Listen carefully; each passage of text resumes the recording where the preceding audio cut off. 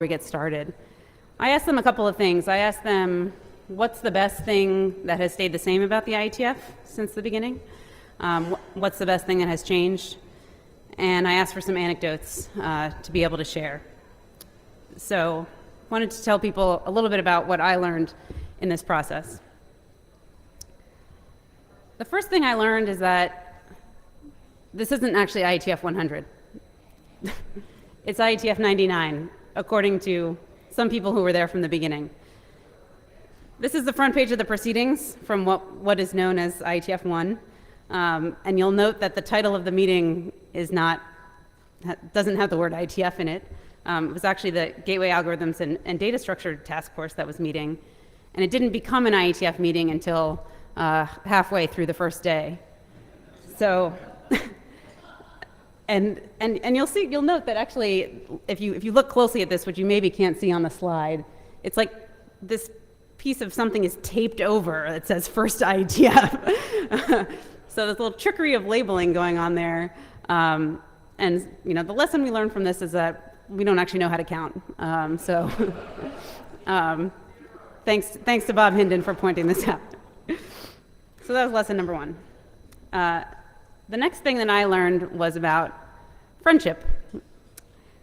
One person told me that the IETF has helped him to make 35-year friends. And that person is pictured on this slide and might be here in the audience, Mike St. John's. Another person told me that some of his best friends are people that he has met in the IETF. So I want people to really think about that for a second. If this is your first IETF meeting, anybody this is their first IETF meeting? Oh yeah, a bunch of people. Woo.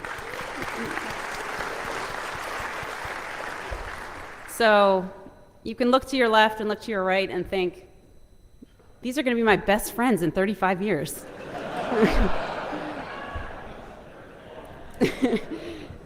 And if you've been participating since the 80s and you already have those 35-year friends, you can think to yourself, those friendships have lasted twice as long as the average marriage already. This is what the IETF inspires in people, right? It's amazing. But we must be doing something right if we're bringing people together who, remain friends for that long.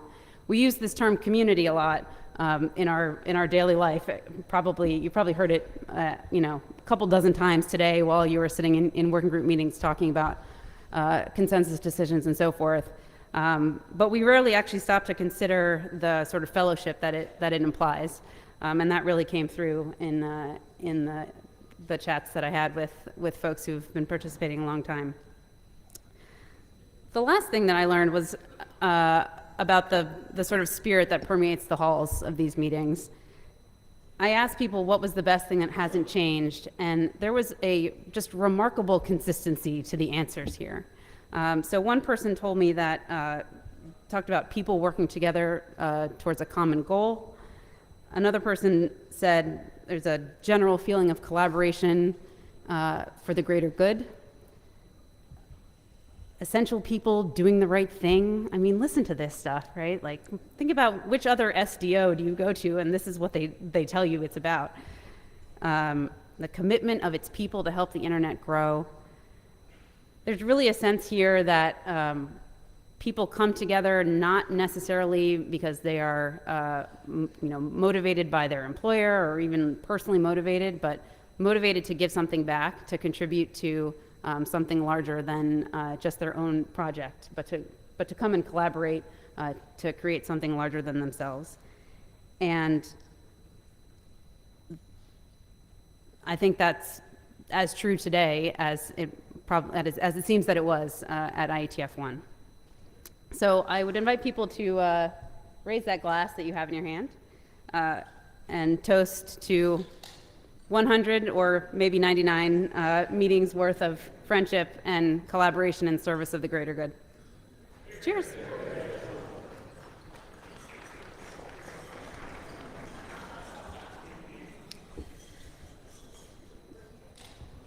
So now we get to go to the boring part.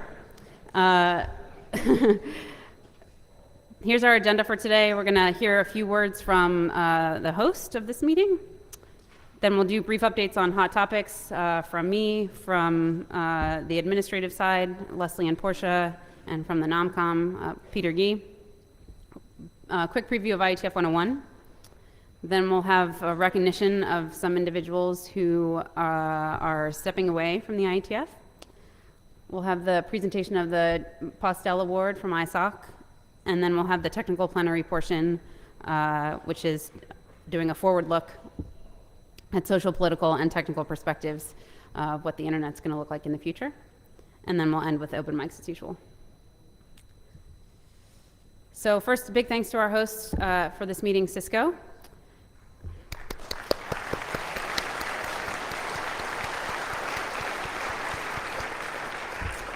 The meetings really wouldn't be the same if we didn't have the support of our sponsors, so we're really thankful for that. And I will invite Dave Ward to come on up and give us a few words.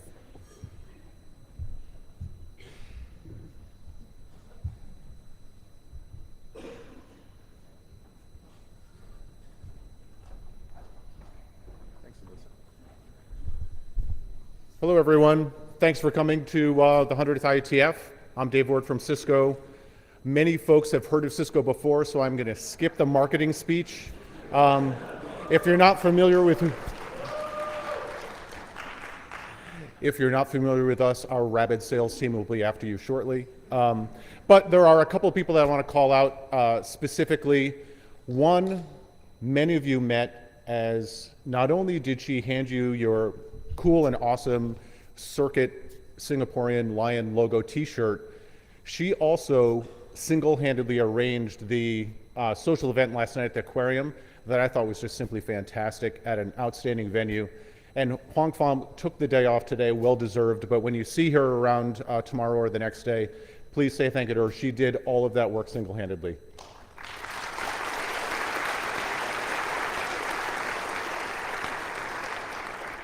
And second, Charles Eckel, who has taken upon himself over the last several years to be the lead of the IETF Hackathon, and he volunteers all of his time for that and organizes the whole thing, and it is the fastest growing part of the IETF community over the last several years. So thanks, Charles.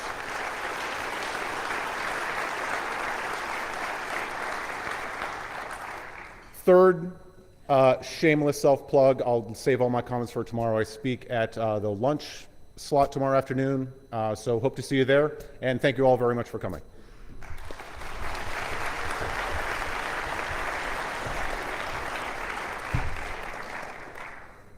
All right, so moving on to IETF/ISG hot topics.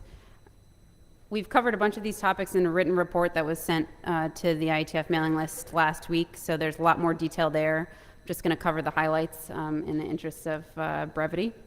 So we'll talk a little bit about the participant statistics for this meeting. We have a few requests out to the community that I wanted to highlight for people.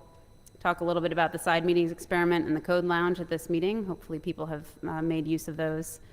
IASA 2.0, near and dear to my heart, and the IETF website revamp. So the participant statistics, we have 1,011 people on site and 142 first-time attendees. So participant profile pretty similar to the meeting we had last year at this time in Seoul. You can see the distribution of folks from different countries. 55 countries represented, pretty typical for the meetings these days. The IESG has a couple of requests out to the community right now where we're looking for volunteers and feedback. The first is that this is the year when the IESG selects a one person to serve on the IEOC, the Administrative Committee of the IETF.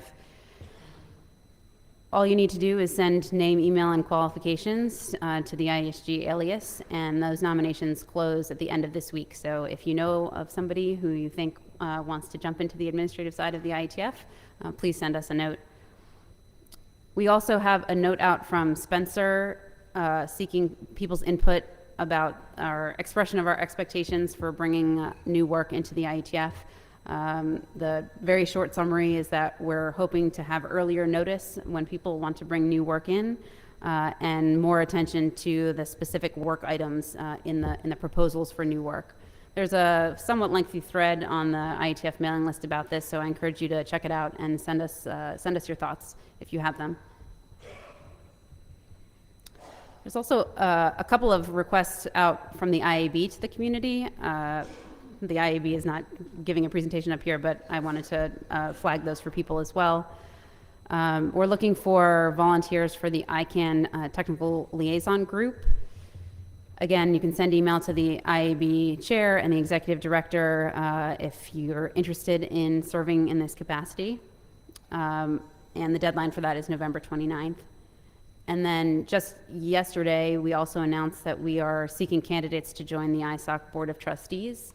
There's kind of a staggered nomination or appointment process that goes on for that board. So this year we need to select 2 people. So please send your nominations to the executive director of the IAB, and those close on January 9th. Side meetings and the Code Lounge. So we started this experiment back at IETF 99 with side meetings having an online sign-up process, and we've adjusted it somewhat at this meeting based on the community feedback from that meeting. So this time we had both a larger room and a smaller room that were bookable in advance. They both had projectors, and the sign-up for the meal slots we transitioned to being only on site because they became very contended, so it didn't really work out that well last time. We also have included now on the sign-up page and in the emails a reminder about the IETF meeting rooms policy. There was some concern that the side meeting room sign-up was being used to circumvent the meeting rooms policy, which describes which kinds of organizations can use the space for free and which need to pay. So folks should keep that in mind when you're signing up for side meetings. But hopefully people have had a chance to make use of the side meetings room, and we'd appreciate continued feedback about how people think that experiment is going.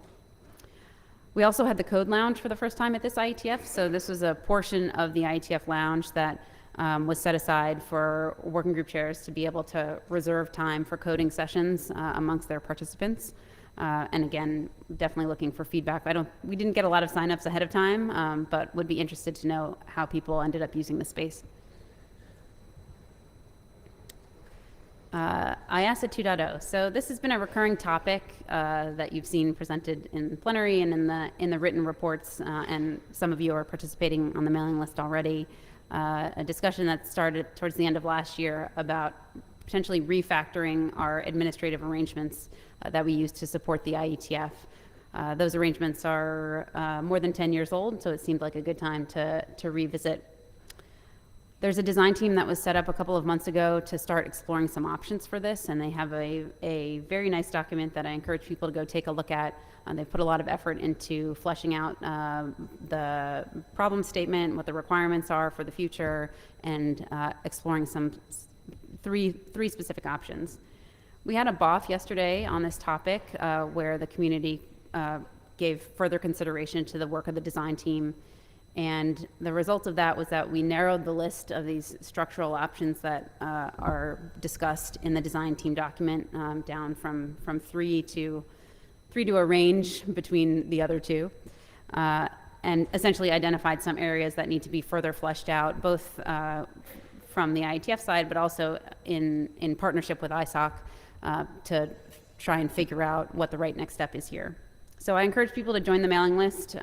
This is not something that happens, every year in the IETF. It's a fairly infrequent thing, but should have hopefully some positive impact on our administrative structure once we get it done.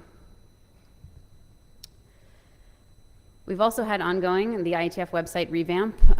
Again, a project that was started some time ago to redo the look and feel and some of the functionality of the IETF website. There's a scope of work that was written down a couple of years ago that you can go check out to try and understand the parameters of the project. The phase that we're in now is really a fine-tuning phase. So we've had many rounds of feedback from focus groups and then from the broader community over the last several months.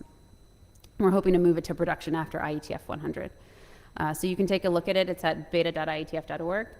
and continue to provide feedback. Some folks are providing feedback on the IETF mailing list, which is great. You can also file issues in GitHub or send email directly to webmaster@ietf.org. There's Greg Wood. Where's Greg Wood? He's also has, who's been managing this project, has a table near IETF registration where you can go provide feedback as well. Another couple of announcements from the IAB that the IAB wanted me to relay. They've done 2 appointments recently. The first one is for the independent series editor. So after many years of service, Neville Brownlee will be ending his term as ISE, and the IAB has appointed Adrian Farrell to take on the helm in February. We also recently reappointed Heather Flanagan as the RFC series editor. That's one of the important duties of the IAB. So thank you both to Neville and Adrian and Heather for your willingness to continue.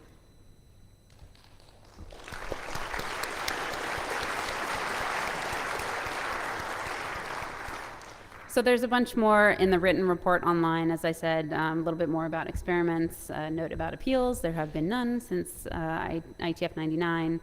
Status update on the project to help remediate some of the DMARC issues on the IETF mailing lists, and lots of other reports from the other bodies. You can also always check out the IETF blog, where we try to keep fresh content coming all the time about what's going on in the IETF. And with that, I would invite Leslie and Portia up for administrative hot topics.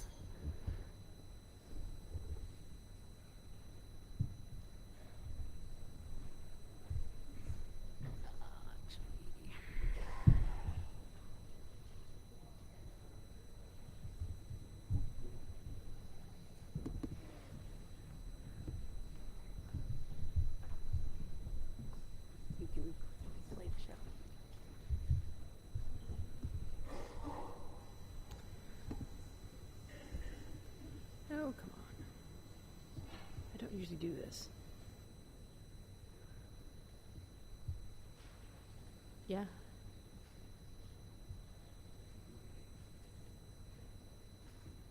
I'm not likely to figure this out anytime soon. Thank you. I don't generally play the slideshow on my own computer, so. Great, thanks. So my name is Leslie Daigle, and I'm the IOC chair. And as a first, oh dear, thank you. This is gonna be fun.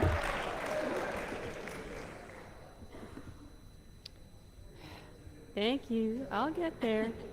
Would you like me to come down and watch what you're doing? All right. And I'll be checking all your computing as we go along through the evening. All right. So my name is still Leslie Daigle. I'm chair of the IOC, and as a first hot topic from our end, it is my pleasure to introduce you to. You all know that we've hired an interim IAD, since you all read your email, right? So it is my pleasure to introduce to you Portia Wentz-Stanley, who is our interim IAD, and she will take the first part of our presentation. Portia.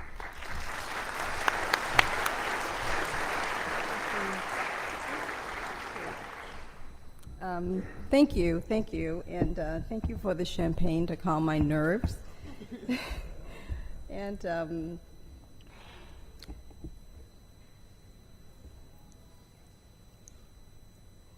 so it is my pleasure to have the opportunity to thank the sponsors of IETF 100 for assisting us with your much appreciated gifts. Our global host, Cisco, thank you very much.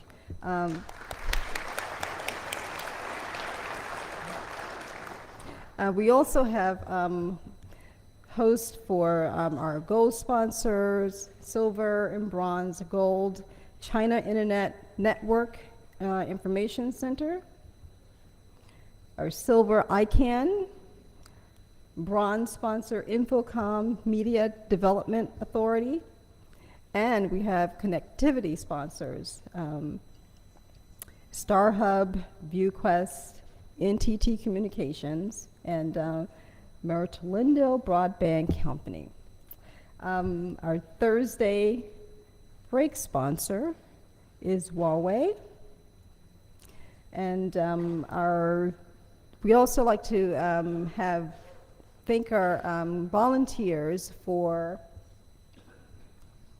our code sprint, and they have worked diligently during this meeting to enhance the IETF data tracker and developing tools for the community. Thank you again to Cisco for sponsoring the hackathon, and support also provided by Cisco. And we also would like to acknowledge our volunteers for in our NOC team, and our Line Speed is our contractor for the network, which is led by Rick Alfred. And the NOC is also led by Jim Martin, and a host of volunteers that are listed there on the slide. And we also have Meet Echo, who is a contractor responsible for seamlessly connecting remote participants in the meeting, to the meeting. Thank you to all of them. Thank you.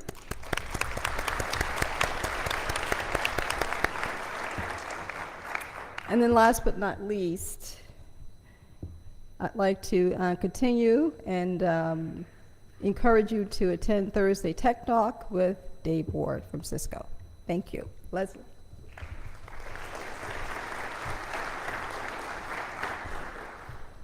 Great, thank you. So a few IOC updates, particularly the much long-awaited privacy policy update, and the second one, the document authentication policy. If that doesn't sound familiar, it may have been, you may have heard it referred to as the subpoena policy. They are updated since our last meeting and available online. We do have a detailed report, as Alyssa noted, and you can find that on the IOC website. I did want to highlight one particular area. I mentioned, I think, at the last plenary, and have outlined in the report, that we're looking at attendance, we're looking at meeting revenues and sponsorship support, and while we had about 10 years where we were able to accurately predict meeting attendance and thus build our budgets accordingly, the last couple years have thrown us something of a curveball. And as you can see from the Prague meeting financial summary, we have not been so successful in, we've overestimated how many people we would have at a given meeting. And so overall, between that and our sponsorship revenues, we are looking at, we are under budget on revenues. So if we look at the Singapore meeting so far, and these numbers are slightly different than the ones that Alyssa presented, in part because they were collected, I think, a couple of days earlier. But still, even at the slightly north of 1,000 number that Alyssa had on her slide, we're a couple hundred attendees short of where we thought we were going to be for this meeting. We do have quite a number of registered remote participants, and a number of people had visas issued so that they could come and participate in this meeting. So the Singapore meeting will have more data when the dust settles, of course, but I think we're beginning to see something of a, I won't say concerning trend, but from a financial perspective, it's a concerning trend. So for the budget perspective, we have put together a budget which will be part of the ISOC budget that is reviewed this weekend at the ISOC board meeting. So that's why all of these are proposed items. For the 2018 proposed expense budget, we've kept expenses level at around $7 million. We have budgeted less, we've predicted less revenue. We've budgeted for less revenue by $1 million, reflecting the impact that we've seen in the decline of participation on site and sponsorships. We have not, for the 2018 budget, put in any expectation of a meeting fee increase. However, we have proposed a $900,000 increase in direct Internet Society support for 2018, and projected a registration fee increase of a fairly significant 10% for 2019, and possibly 33% in 2020 and onwards. All of these things are our current projection of the future. Our crystal ball is well informed by data, but otherwise no better than anybody else's crystal ball. So between the IASA 2.0 work, where we're looking at possible structural changes, and the fact that we know that we need to have a look at the overall financial model of the IETF. Where do we lean to get financial support for the work of the IETF, and how can we find more of it and or better support ourselves? All of these things may change. So I just wanted to make sure that everybody is clear on the sort of the trend lines that we've got, and to expect, sadly, more discussions about this in the coming years. There is no specific plan in hand today, and as I said, there is not currently a meeting registration fee increase planned for 2018, but we have to figure out, we can't continually live on a negative incline, and we'll have to have some hard discussions in the coming months. So, not to end on a downer, but thank you.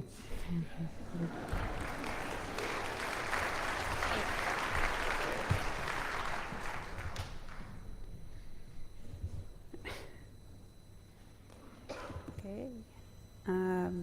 So next we have Peter Yee, NOMCOM update.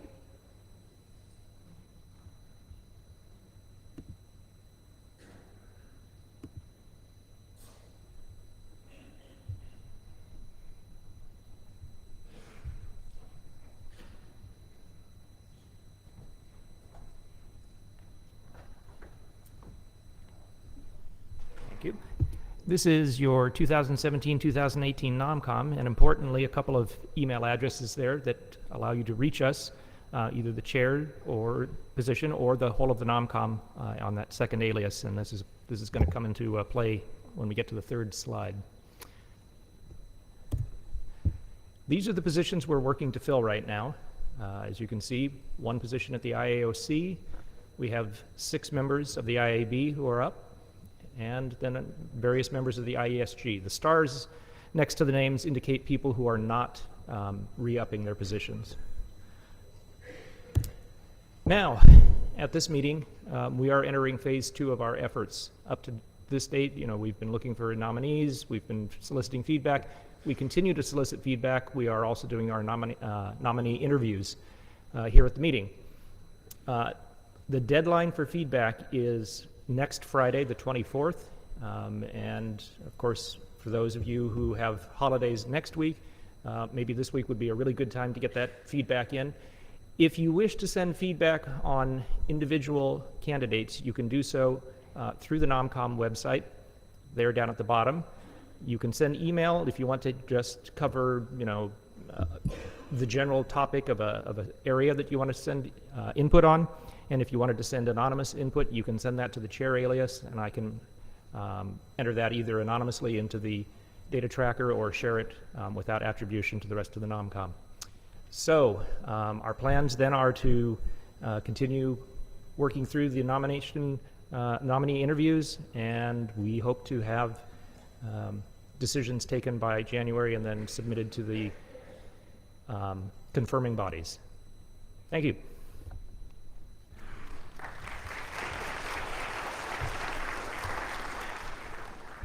Thank you, Peter, and thank you to the NOMCOM for all your hard work.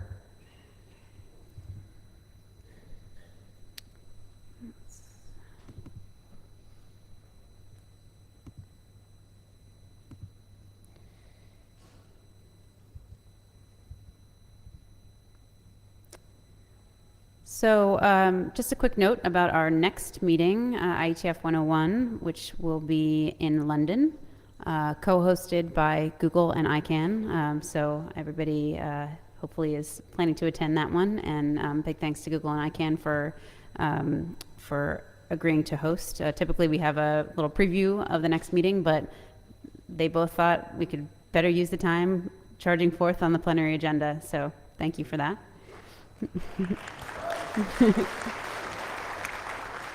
And now's the time when we get to recognize a few special folks here. So I will ask Leslie to come on back up to do the first recognition.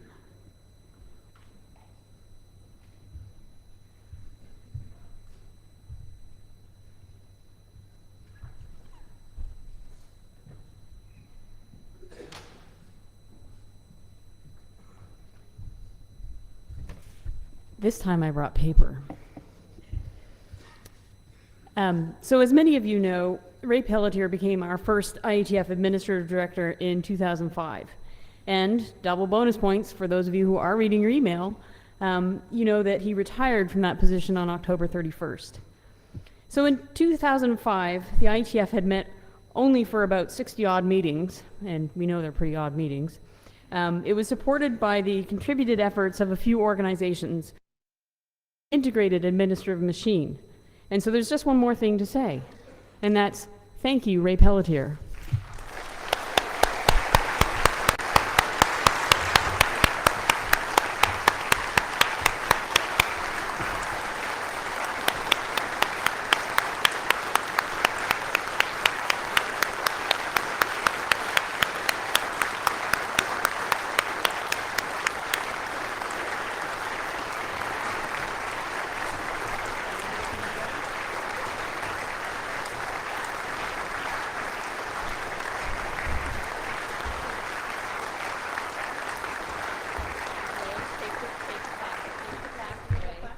I'm supposed to take the flag first?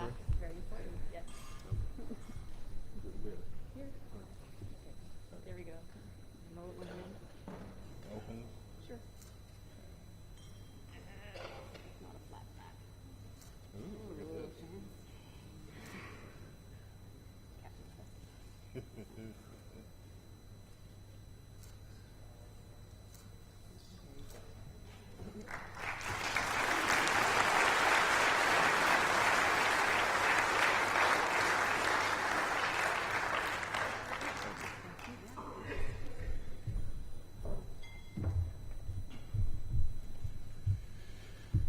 And I usually stood up here, usually to make thank yous, and well, I change anything. I do want to make some thank yous. I did prepare about 15 slides, but it was suggested that perhaps I shouldn't do that. I do want to say that, you know, the IAD position is just one part of the IETF support organization. I've been here 12 and a half years, and I've worked with numerous people on the IOC, all the IOC committees that we have, all the volunteers, like in the NOC and the Code Sprint, all the contractors, the Secretariat, the RFC editor, Verilan, Line Speed, all those, and Meet Echo, my Italian friends. All the sponsors, the global hosts, and all the other hosts and connectivity sponsors. ISOC, who's contributed close to $20 million over this period of time in support, as well as providing some accounting, legal, and financial support. Thank you very much. And of course, the community. I had a lot of guidance and support. And I appreciate it. I learned an awful lot by doing this. So any success that we've had, frankly, is a success of the entire team, not just the IAD. I just happen to be in the middle of doing a lot of things and often refer to myself as a single point of failure, or SPOF, and indeed, occasionally it was. My motivation in accepting this job was, frankly, to support the very important contributions that the IETF was making to the world. It meant a lot to me to be doing something that meant a lot to others, and I'm very happy to have contributed in a small way to the work that you had done. And over these 12 years, there's been 4,000 plus RFCs that were developed. I didn't write one of them, nor could I. I couldn't possibly do your job. And I have a tremendous respect and admiration for all of you. So it's really been an honor and a privilege to have supported your efforts in the small way that I could possibly do that. So in every meeting, I always get one question, and it's not about the cookies. And the question is, somebody will come up to me after 16 or 17 weeks in which we've been apart, and they'll shake my hand and look over my shoulder and say, "Where's Ro?" And so for every meeting, my wife has been with me, my brilliant, smart, talented, rock star, beautiful Italian wife, has been with me, and she's here tonight, and I thank you very much. Where are you? Where's Ro? Ro is back here, back there.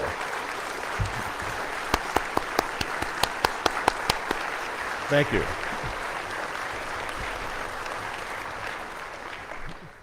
If I started naming names, I couldn't leave. So I will defer that and send out notes individually.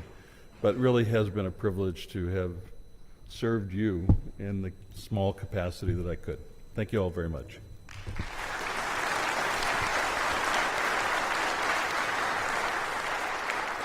Cheers. It's my turn. It's your turn. So I get to say thank you. For 20 years, we've had one council for the IETF and then for the IETF Trust. And George Contreras has been that council. And he's been the person to who I have turned to and to whom we have turned to throughout these many years, having to do with intellectual property and subpoenas and documents and affidavits, et cetera.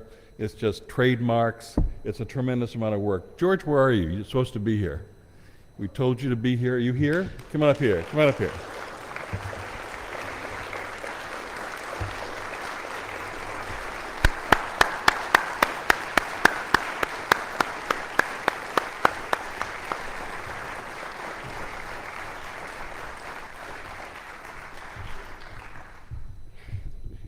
Of course there's a plaque, right? Of course there's a plaque, yeah. George Contreras, IETF Council and IPR Guru, 1998 to 2017. Awesome. We need pictures. Okay, thank you very much. Back here. Yeah. Okay. Thanks, bud. Okay, can I make my speech now? Yes, you can. All right. All right, so hey, thanks very much. So 20 years is a really long time, and for any lawyer to represent a client that doesn't actually exist. It's an amazing accomplishment. So, to prove that this happened, I actually dug out my T-shirt from my first IETF meeting, which was IETF 46 in Washington, D.C., which is where I spend most of my practice. And my mom was appalled that for this auspicious occasion where I get this plaque, I'm wearing a 19-year-old T-shirt. But it still actually looks pretty good.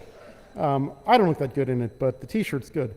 So I started representing IETF under the administration of Fred Baker, and then served through the administrations of Harold Alvestron, Brian Carpenter, Russ Housley, Yari Arco, and now briefly, Alyssa Cooper. And, by DC standards, that's pretty good. That's a pretty good record. So when Harold became IETF chair, he came to Washington to meet, and our offices were at the Willard Office Building, Pennsylvania Avenue, 2 blocks from the White House, and we sat up on this roof terrace and had this conversation. And he asked me in that charming Norwegian accent, he was like, "What do you do?" And I don't know. I didn't know I still don't know what the answer is, but we've done it for a long time. So thanks a lot. Ray, has been a stalwart and a great supporter over all these years. He's also a lawyer, believe it or not. He will not admit it. I have it on good authority that he's a lawyer too.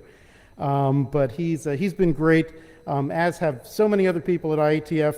And I do want to thank especially Scott Bradner, who I know is not here in Singapore, but he really is the one who is behind the spirit of the IPR policies and many of the policies that we have at IETF.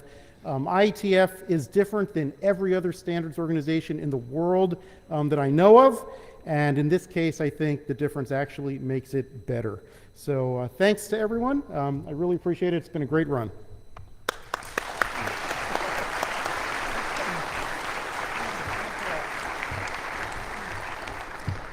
Great. Next is Heather and Ted. If you could come on up. Just Heather. Heather and not Ted. We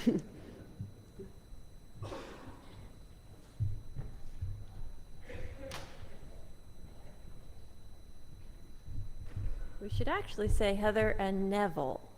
Where is Neville? Neville, come here. You didn't think you were going to get away that easily, did you? He's going to kill me later.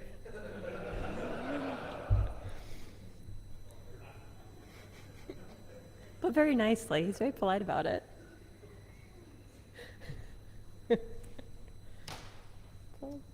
Okay. So Neville was appointed as independent submissions editor in 2010. Now, that was in the midst of a fairly tumultuous time for the RFC editor in particular, because that's when we were transitioning from ISI to AMS. We worked through a couple of RFC series editor, transitional, acting, and current. And we spent some quality time figuring out what we needed to do next. And as with many of the positions in and around the IETF, Neville's appointment as ISE was as much him stepping up to the plate as it was him not running fast enough when Brian Carpenter and others approached him for applying for the position. So Neville is a editor of many talents. He plays the piano, unless there's a sign on it saying don't touch it. He practices yoga. And the skills he brings as a professor and a grandfather, no doubt served him quite well in dealing with authors. And let's not forget the phrase, you know, if I need help, I'll ask for it. A phrase he used quite often with the IESG, enough that they gave him a t-shirt, which I believe he was wearing earlier today. So I'd like to offer thanks on behalf of the RFC editor team and many others for all the sanity that you brought to the role and all the help you've been to us over the last 7 years. And I hope you remember the fun times, because there were some fun times. And the fun times sort of come in the form of this book of all the April 1st RFCs that have been published since 1978.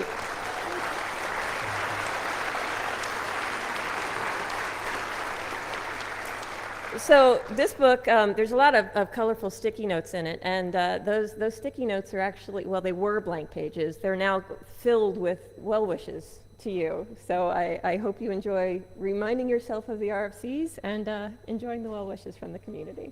So.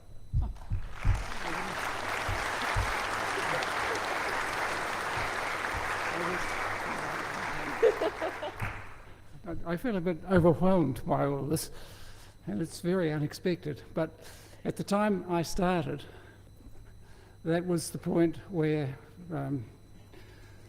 Bob Braden was in the process of stepping down. So I had 2 days at ISI when I found out all about how the RFCs were produced.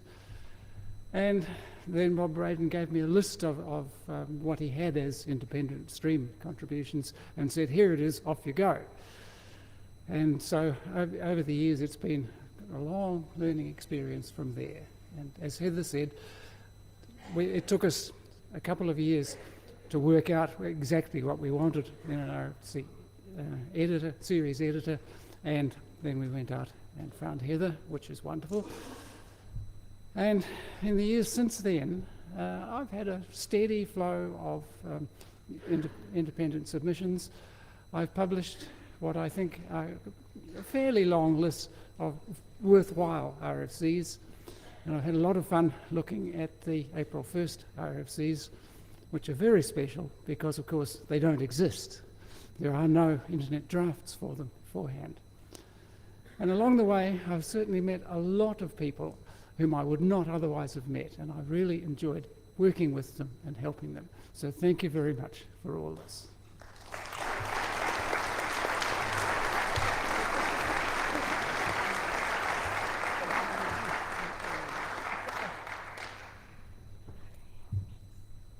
Okay, next we have the Jonathan B. Postel Award. Kathy.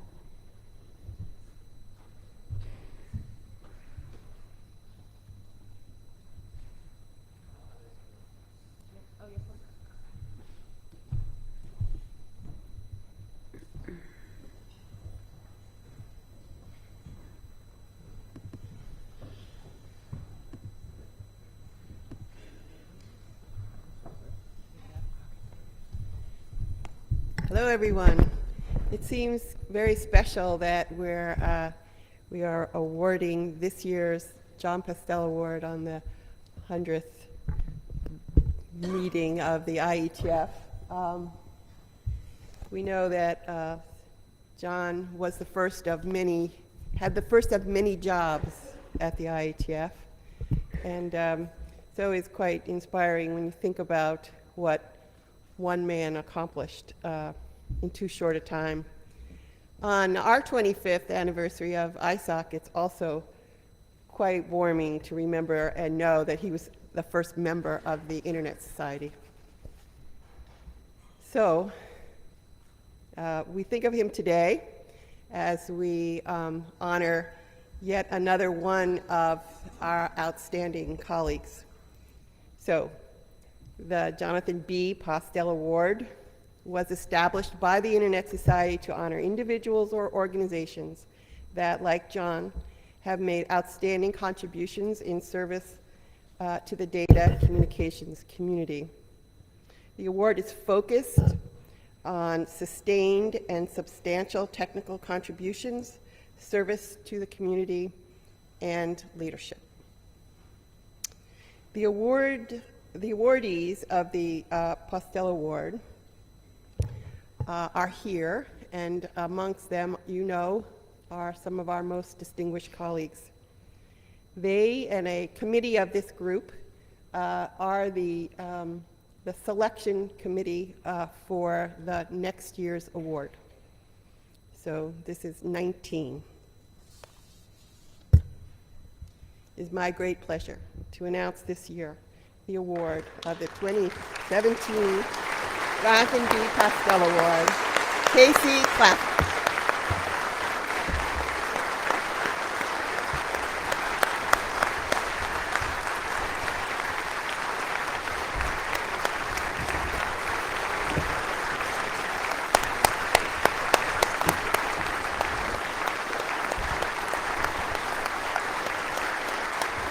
So, KC, you're not going to get the award just now.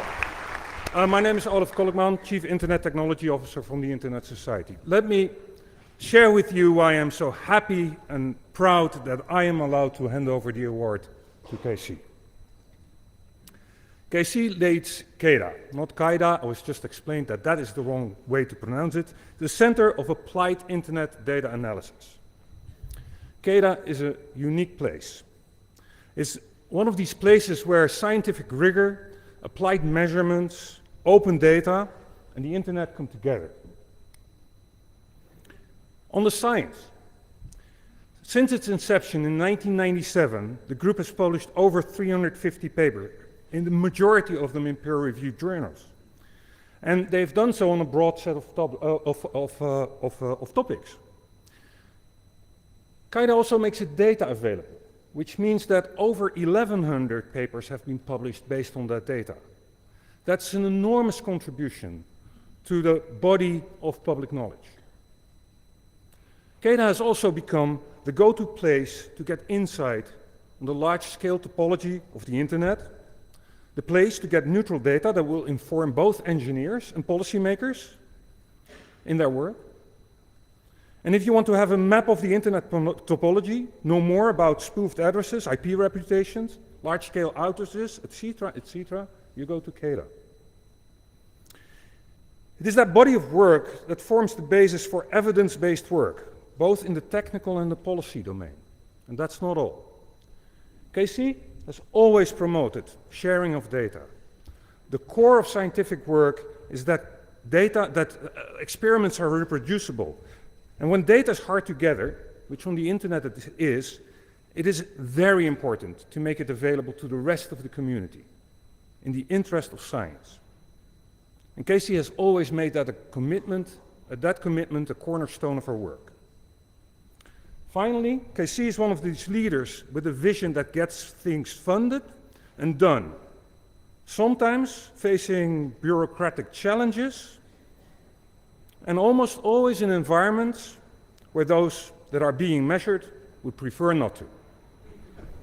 Thank you, Casey.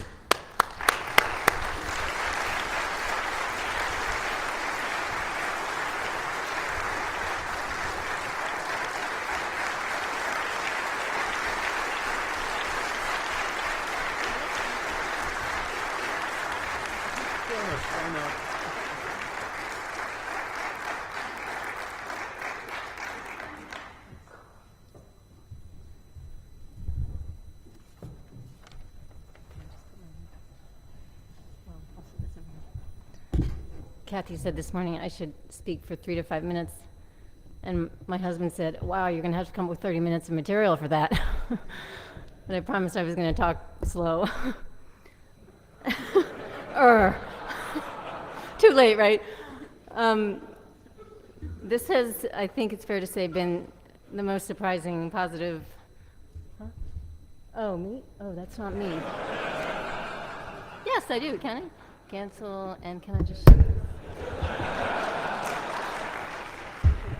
That should have been the first thing I did. It was like, too many of me. One is too many. Okay. Total honor, surprising honor, total shock. I haven't been to one of these meetings in 15 years. Many of you are coming up to me and saying, what are you doing here, Casey?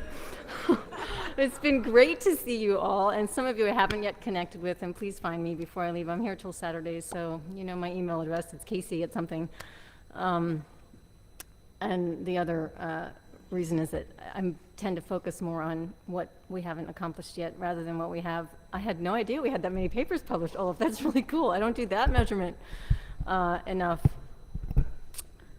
But also, because my initial reaction was, what? Those are the guys inventing the thing that we're studying. All we're doing is trying to measure it, although it is hard. But I couldn't do it without you all always helping us, CATO folks, validate our inferences. The biggest problem in internet science, second biggest reproducibility.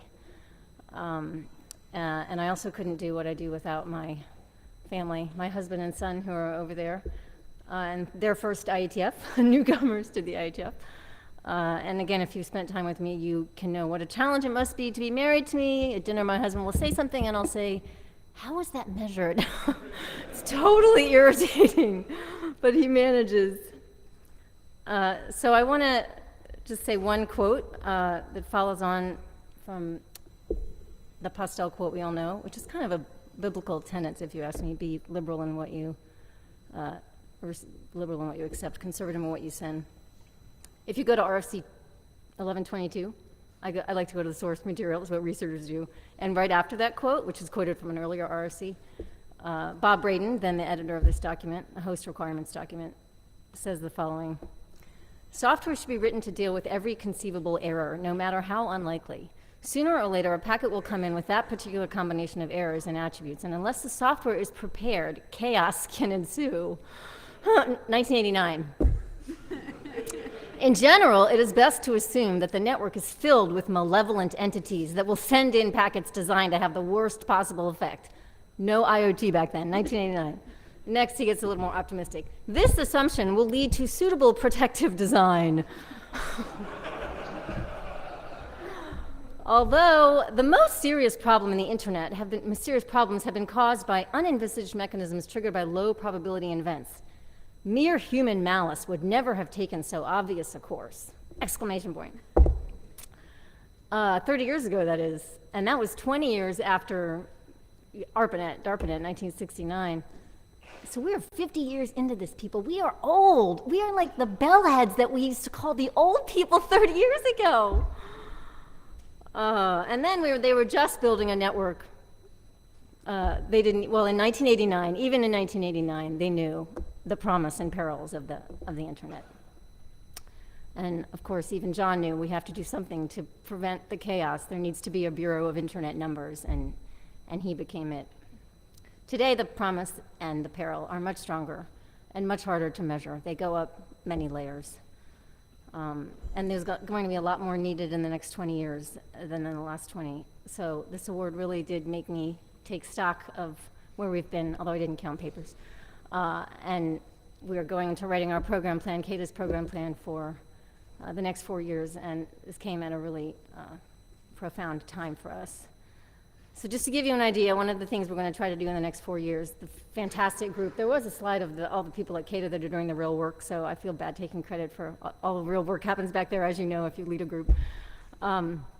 One of the things we're going to do in the next few years is tie together a bunch of the measurement projects that exist at CATO that are a little bit siloed and don't have a unified interface, and try to create a bit of and make it easier to get access to some of this data that I know people use, but I know could be easier to use.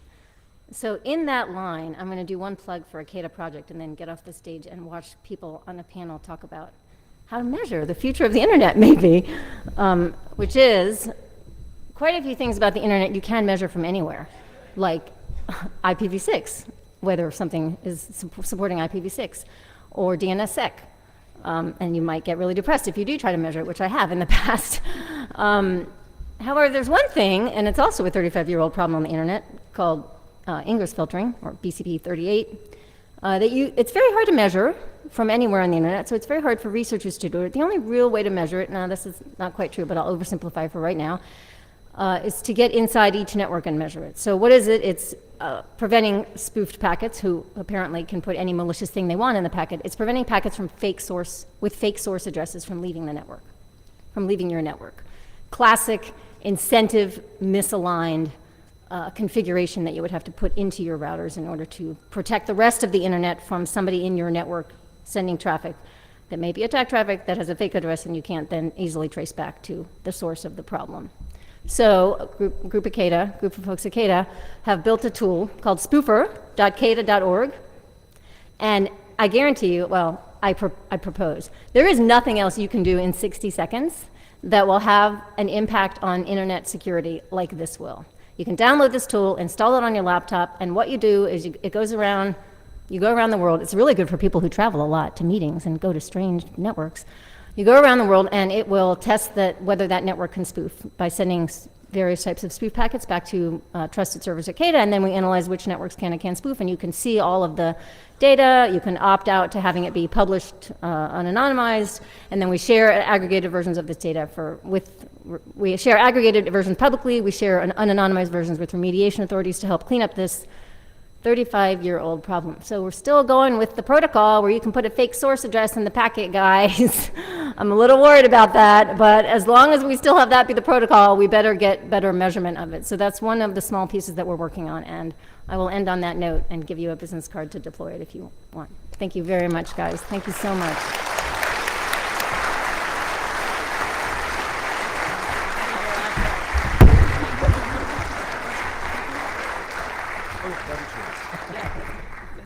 That's your glass bowl. Thanks. So next up, we have the technical plenary. I would invite Brian Trammell and our plenary panelists to come up to the stage. And while we do that, Casey's remarks actually reminded me of one other tidbit from my collection of anecdotes from folks who been participating in the IETF for a long time. One of them explained that in the early days of the IETF, it felt so liberating to just have no process. It was like we just made it up as we went along, and it's compared to like this ISO stuff that people had been doing. It felt like so liberating. And he ended the paragraph with, "We may have become our parents after 30 years." It's like both on the technical side and the process side.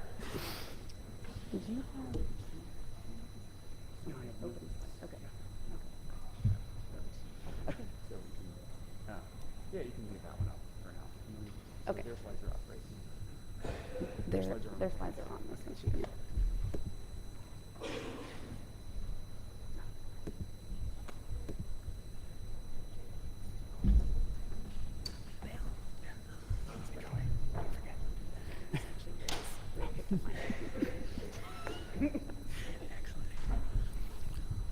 Hi, good evening. I'm Brian Trammell. As you may have noticed, this is IETF 100 from the Champagne and whatnot.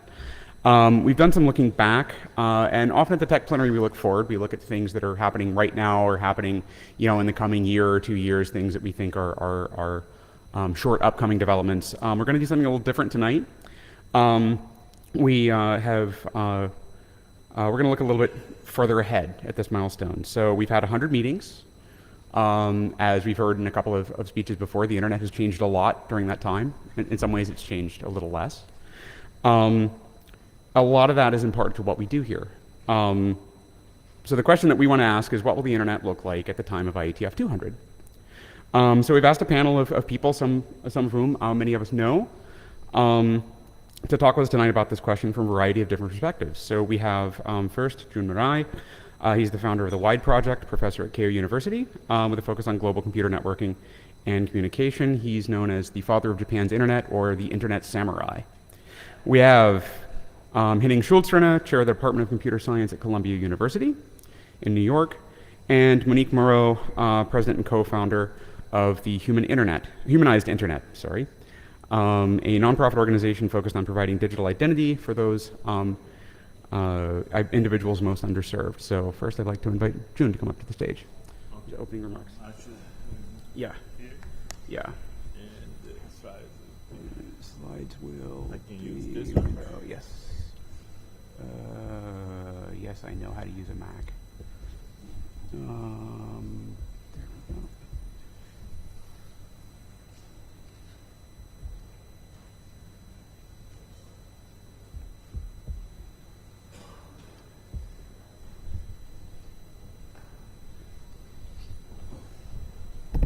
Okay, good evening, everybody.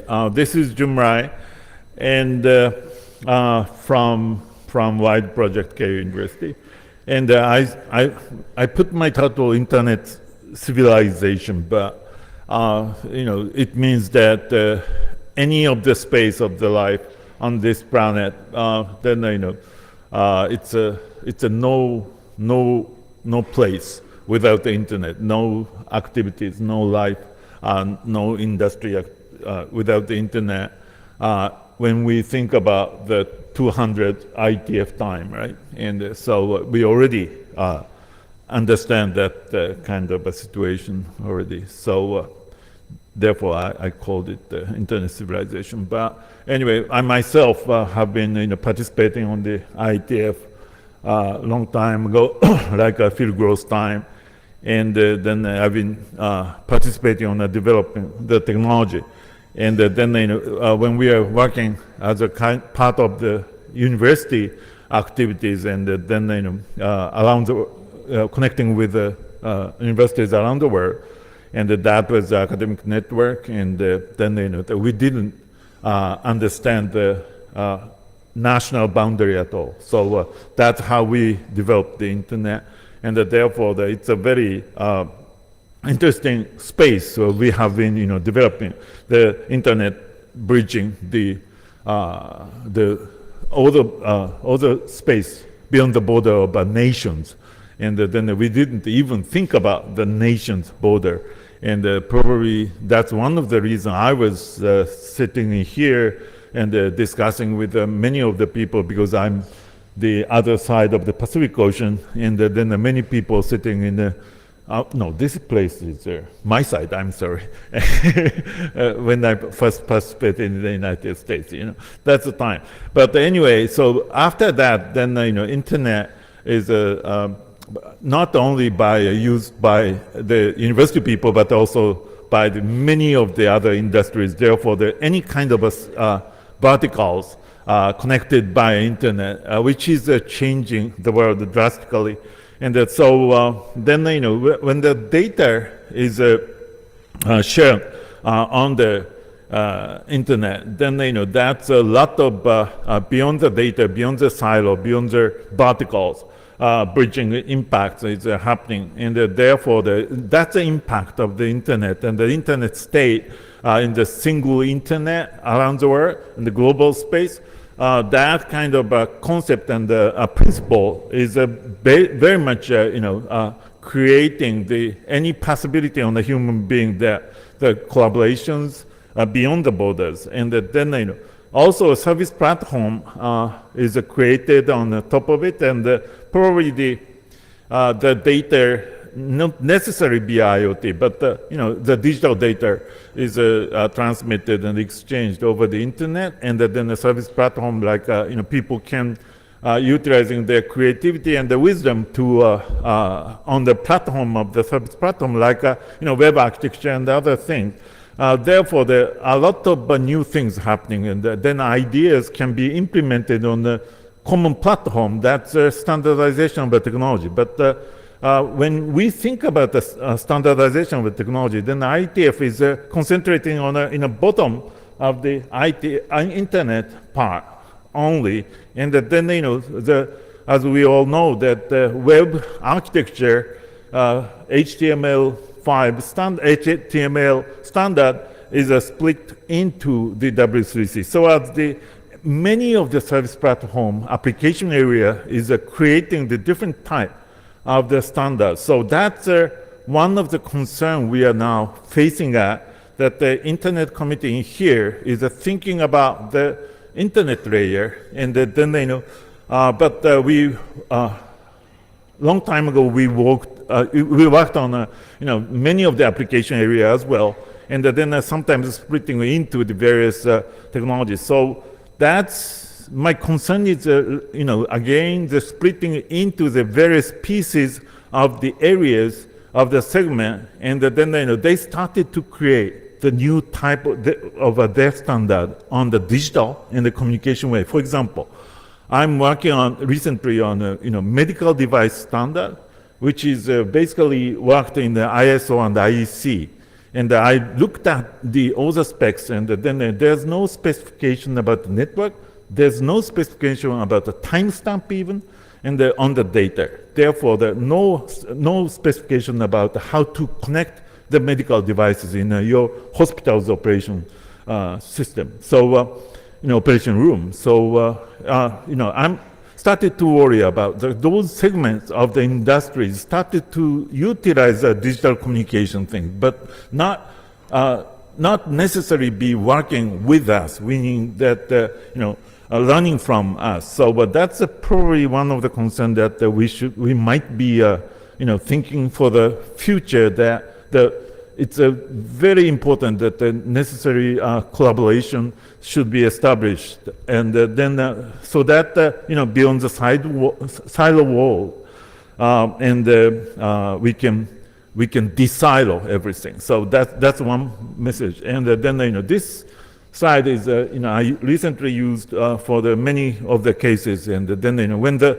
society is viewing the internet space, then they call it whatever the thing, the internet. I mean, IETF definition of the internet is pretty specific, but not for everybody. But everybody is now utilizing the internet. Therefore, what we are working on is not sometimes recognized in the global society who are really depend on the internet. Therefore, as I said, the different type of a technical standard is going on, which is the part of what I worry about.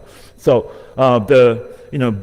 beyond the surface of the ocean, beneath the surface of the ocean, then there is a lot of work going on, but the people not always noticing our work. And then a lot of services, applications, and the businesses on top of it is always their concern. But it's really important that they should recognize the work on the beneath of the surface of the ocean. So that's the definition of the internet today. So that's basically the thing. Then the one more thing is that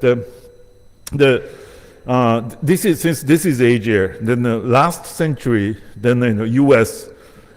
Internet population was very large, and then Asia was small, and then this is 2015, 16, 17, and therefore now we are entire world, and beyond the 50% of the population is accessing the internet, and then therefore the next IETF, IETF 200, then it's certainly the almost 100% of the population is utilizing the internet, and then what is the impact of the technology standard, right? So that's another thing. So this is a digital fabrication things, and it's changing the manufacturing and the fabrication factory, and that kind of industry very much. But it's also on the internet, and then we are working on a digital scan and sending the digital data beyond the border of anything, and then reproducing by a 3D printer digital fabrication things. Then we don't need the transportation system, delivery system, and the tax and the tax at the border of the nations. It's going to be a very difficult. But anyway, so that kind of things happening everywhere. So internet is for everyone is a kind of a motto of the ISOC in mid-90s, I believe. We worked on the phrase, but then this committee is working for everyone now, and by the IoT devices and everything, then everything and everyone. But we are so the technology have to be concerned about the new technology coming with new devices, new area of industries.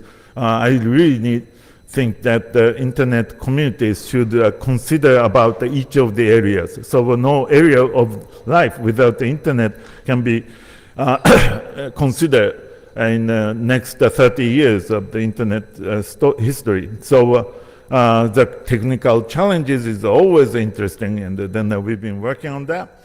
And then, so this planet is a daytime planet, but one of my friends, 2 times astronauts observing the Earth from the space shuttle, Mr. Mori-san, and then he was talking about the daytime planet and the nighttime planet. Nighttime planet is the light, therefore it's a technology is the environment. This is the environment, this is the environment. So now technology is the environment. We are all working for the environment for this planet. And so that was a very encouraging message I received from him. So the last message is, some of my friends, it's too late to say in the IETF 100, but I still want to say, don't politicize the internet. Thank you very much.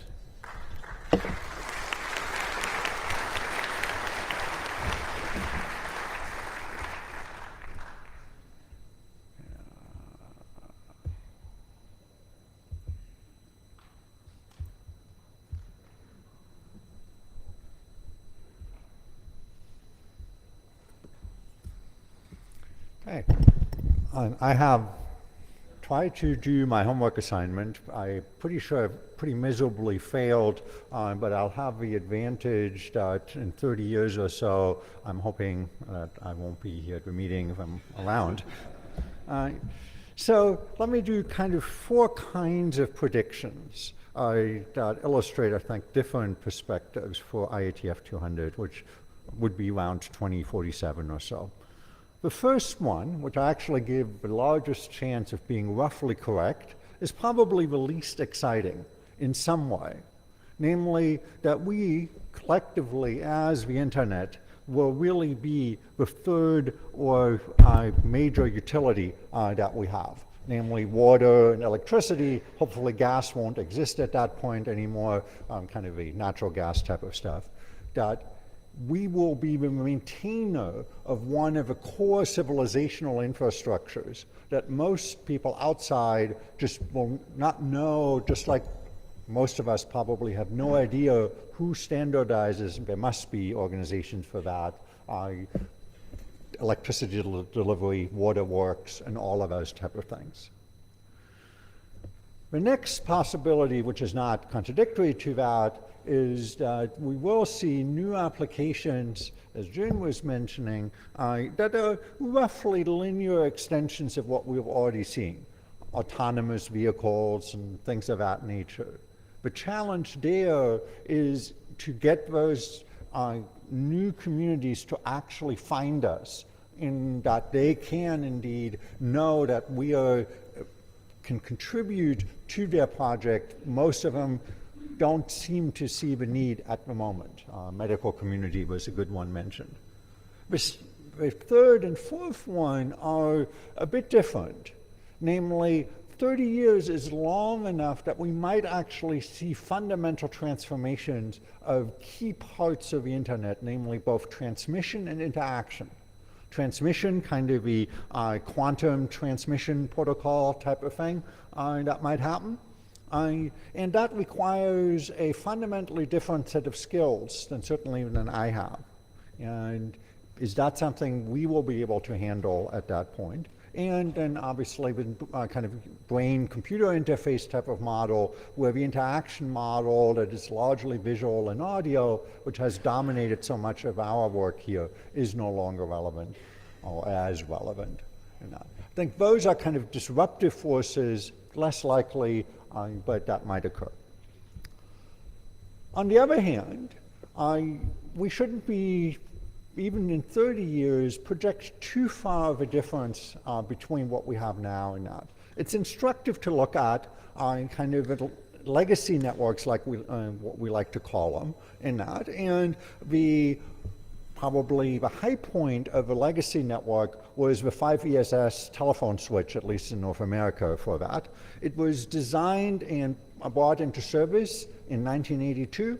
It still carries the vast majority of voice traffic, mobile voice traffic, in the world, even today. And indeed, as particularly Japan and the US medical community knows, the fax machine still cannot be replaced.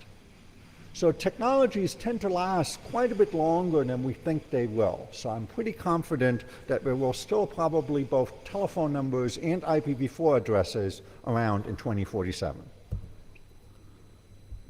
I tried to look back to kind of see if I can do a little bit of extrapolation from kind of the early but not quite the IETF 1 days, simply because the transition that happened kind of in the first 20 IETFs was much larger than we can reasonably expect for a relatively mature technology. And these are pages from the still printed versions, online as well, a PDF version that were laboriously put together as a report on IETF 25, which was roughly kind of when I got involved, so I had a little bit of idea of what was going on. And while clearly the working group titles have changed, although DHC is the one surviving member of that working group family, the basic idea is structures of areas, even kind of the topics, divisions, don't look all that unfamiliar. Kind of a time traveler going back would find themselves relatively comfortable in a IETF 25 environment. And conversely, somebody who time traveled from IETF 25 to 100 probably wouldn't get too lost, besides recognizing the cookies. So let's look at, instead of looking at technologies, what drives new development? And fundamentally, for the internet, I believe it is the economics that drive it, besides a little bit, I don't talk about that, the politics and the regulatory side. And the transformation that I think we have observed in the past 100 is, when we started, it was very much about hardware limitations. Arguments about variable length addresses versus fixed addresses, address sizes, memory, sizes of command words in FTP so that they would fit into 32 bits. All of these things were largely driven by hardware limitations. That slowly faded. We're having fewer arguments as to whether CPUs can handle text or binary encoding, all of our favorite discussion topics. So, but it has now morphed, and the beta IETF side kind of illustrates that a little bit, I was noticing, is that the topic that's number one listed there is no longer a software-related topic. It is really about network automation, NFV, SDN were mentioned just a minute ago, which is largely not about the software part, but of optimizing human resources. Also, we like to, I think, pride ourselves justifiably that we introduce novelty and new ideas into the internet. But in reality, like good engineers, the requirements are brought to us from the outside. So you could argue in the 1970s, the whole idea of the internet became really relevant because we are moving from a voice-centric telecom environment to trying to connect computers that needed interoperable communication. In the 1995 type of one, the mobility issues started to emerge in the 2000s. People outside the North American language realm and British language realm needed the internet, wanted the internet, leading to internationalization. In the 2010s, because of consumer internet, privacy became much more of an issue. And I believe in the more immediate foreseeable future, the notions of shared infrastructure and autonomous and kind of self-running networks, simply because of cost concerns, will become much bigger. And then, and I think we saw that already, is increasingly people will look at much higher level abstractions than simply a packet delivery mechanism. This is why I think partially the blockchain and things like that matter beyond just kind of a speculative hype. Another thing to consider is that what we work on, at least traditionally in the lower layers, has become a really small part of what carriers actually spend money on. Roughly speaking, only 15% of what you pay for services goes into hardware, capital investment, including the embedded software that in that. 70% of that is actually civil engineering, not electrical engineering and computer science. So what we do is roughly 4% of the total, an important 4%, but it is only a small fraction of what carriers worry about. And that's why I think the notion of automation networks will become a much more important topic. So the other one, which we probably don't like, is that many carriers have essentially become like airlines. They buy equipment that they did not design. In some cases, they barely understand. They largely are a marketing organization that slap their colors onto services and equipment designed by others. And what matters are price and reliability, not so much novelty and engineering feats.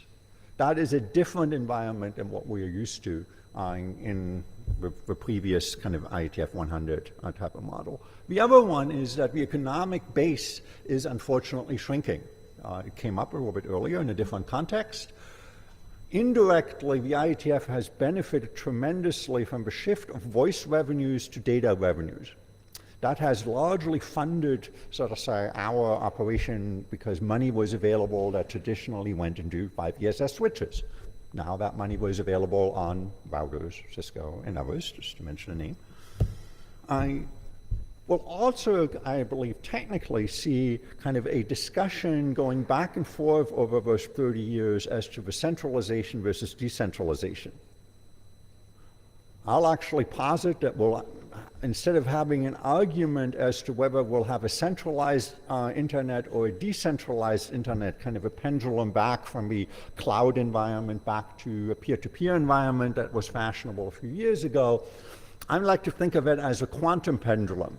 It will always exist in both states at the same time, and the observer determines as to which state you see. So those arguments, I think, are largely unproductive. We also seem to exist in 3 tribes, namely in the tribe that is used to be called kind of enterprise network. Nobody uses that term anymore. Now probably better called the data center network, the access network, and the backbone network. I suspect most of us are kind of more familiar and spend a lot of time in what we think of the internet backbone than we do about enterprise and data center network. But economically speaking, the backbone part is becoming an increasingly small part of it. It is already a tiny fraction of the other two. In the US, and I believe this is true elsewhere as well, the environment, economic environment is changing. We're seeing a strong consolidation of carriers and to some extent also equipment vendors in that. That has consequences. We are, in some sense, at least if you extrapolate by 2047, we'll be right back where in the US we started in 1984. There will be one network operator left after all the mergers. From a second driver, namely the policy perspective, we've had a pretty simple network and pretty simple architecture. Namely, where our divisions, our layering, kind of our working groups and areas actually map quite well to the political realm. And I take the US version just A, because I know it, and B, because it's somewhat matches pretty well, is that we actually had organizations that even if they had never heard of layers and working groups and areas, map pretty well to those. Namely, we have kind of a Federal Trade Commission, the law enforcement side, and then at the lower layers, the Federal Communication Commission, for example, in the US and equivalents elsewhere. So that model was relatively simple. It was clear who was responsible for what, who could govern what, and who would stay out of certain areas as importantly. And the notion was pretty much a global one. While we all recognized that some countries weren't quite there, that was always seen as a temporary aberration. They'll just get with the program eventually, it's just not quite there yet. But it's a temporary trend of transition, kind of, unfortunately, kind of like the IPv6 transition in terms of duration. Okay. And I believe, and this is the challenge part, we've had it a little bit too easy. It used to be that when you worked on the internet, you pretty much didn't have to explain your value. It wasn't like when you were an automotive engineer and you had to account for sprawl or accidents or pollution. It was, and I'm citing here a kind of a not too dated 2004 type of one, where the internet was simply a tool of empowerment and an economic engine, no ifs and buts. Now we're in a much more ambiguous circumstance. I posted the one which refers to not kind of a classical lower layer IETF company, but where suddenly working on the internet isn't seen as completely just a good thing, easy, we are kind of saving humanity type of thing. All of these things are now much more complicated than they used to be. I'll make one point, running out of time, is economics went through a similar transition. Some of you might have heard about this year's Nobel Prize in economics. There was something called behavioral economics. Namely, the transition from looking at a mechanical model, largely mathematically driven, but with simple equations about completely rational human actors that maximize utility, to a much more complex and somewhat fallible notion of humans as real human beings with all their foibles and limitations. I suspect in the next 30 years we'll be largely dealing with that transition where we can no longer ignore the human limitations, and we're obviously seeing that already. We may not like the journey in the next 30 years. It will be much more complicated than that. Will we have increasing concerns about content? It will not just be China and North Korea anymore that are suddenly worrying about content they don't like and maybe that we don't like. We'll have national but not regulation and policies that have international impact. Privacy is one of those speech restrictions. And I think this is already starting to happen, that people worry more about the ability to restrict communication as opposed to simply enable it. You can see that in apps. You can see it in the transition from the open web to more closed environments, from phone and email to closed environments, simply because people don't want to deal with the bad stuff out there. So what's our role? We no longer get to claim just the easy and good stuff. We're doing kind of humanities work here. And many of us are no longer kind of a junior level that we can just simply say, this is somebody else's problem that we need to deal with. We collectively know how powerful the stuff is that we develop, the technologies, how much it can be used for not just the good things that we all value, but also for spreading hate, for enabling repressive societies, for not bringing people together, but driving them apart. So we are also, beyond just IETF members, all of us are citizens. We vote, hopefully. We are shareholders in corporations. We are parents, Casey's. We are neighbors. And we are drivers of cars that might get us distracted. Thus, we have to think much more broadly about the human perspective, and particularly humans that are not like engineers, that have other values, that have other limitations and other goals than we do. So I would argue that we should at least mentally extend the motto of the IETF, namely not just to make the internet work better in and of itself as an engineering artifact, but make it work better for people. Thank you.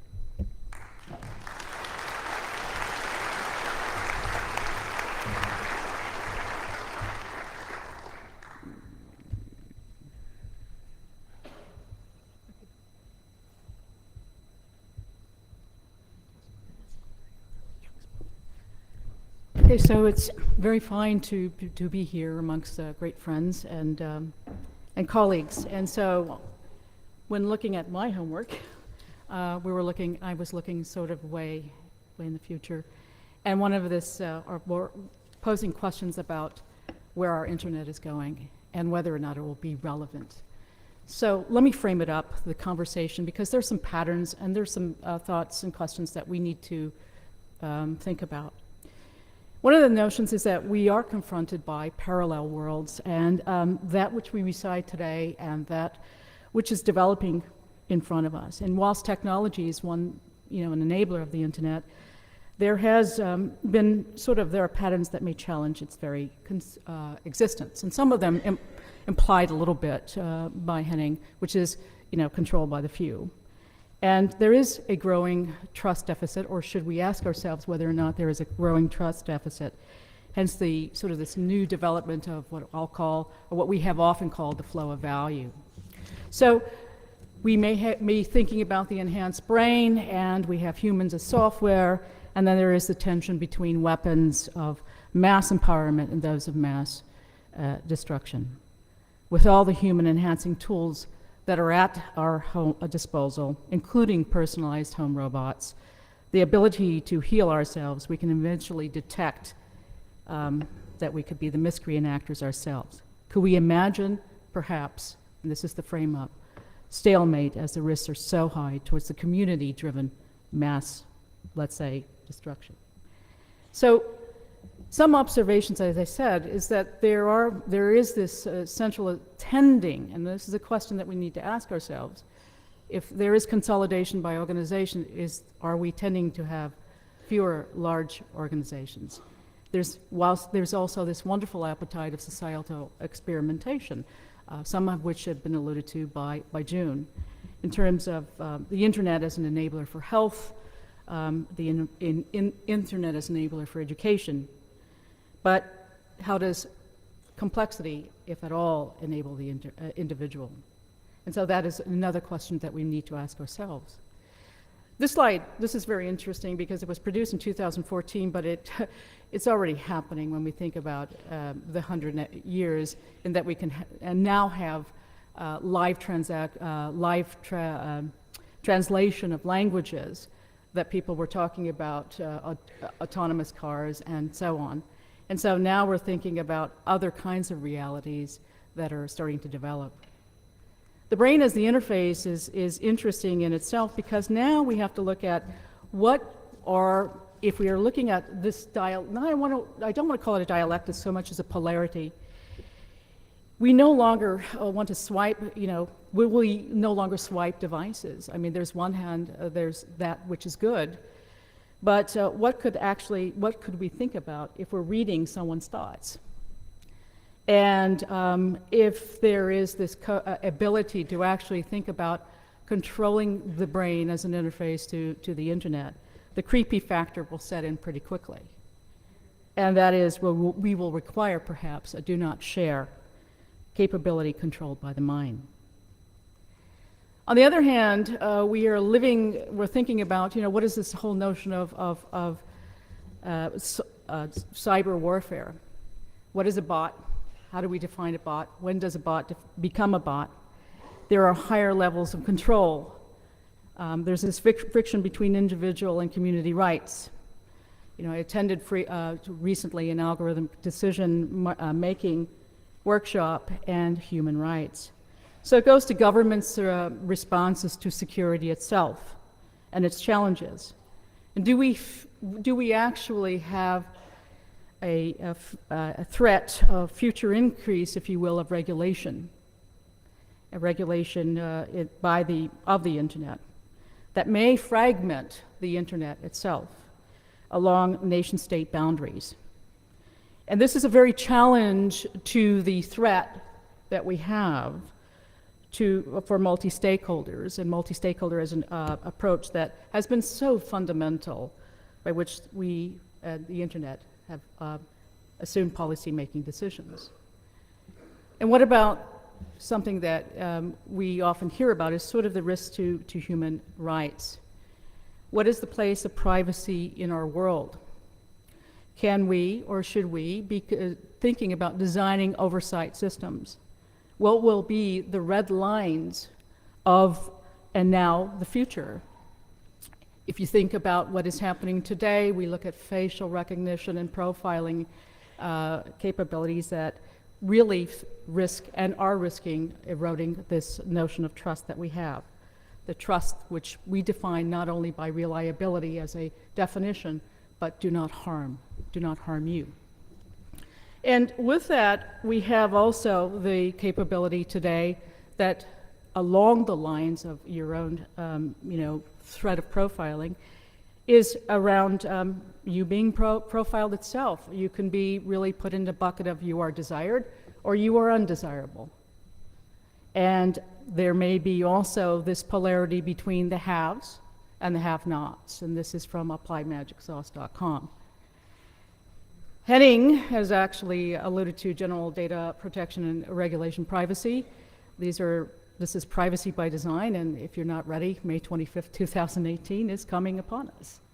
So this is a very interesting interpretation of privacy because it's very, very strict.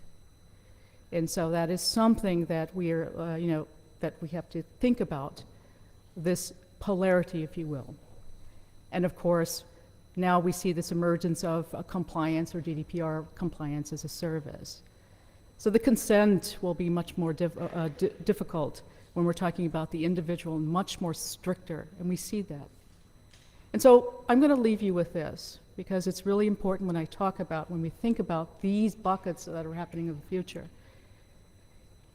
is for the next 100, for the next 30 years or so, let's not lose sight of the individual. Let's integrate ethics and governance now and in the future for the sake of our humanity. Thank you.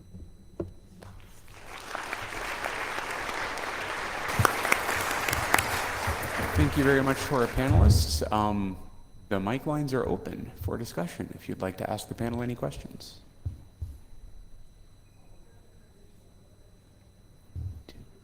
So, okay, then I have a couple.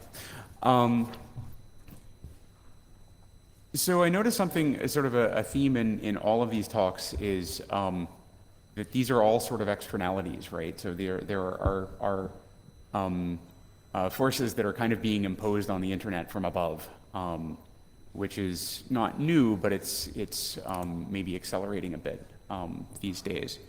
And I'd like to ask each of the panelists to sort of look at sort of one of the externalities or one of these forces in a talk from another panelist that they found the most sort of interesting or compelling or something to watch out for. June, would you like to start? Okay.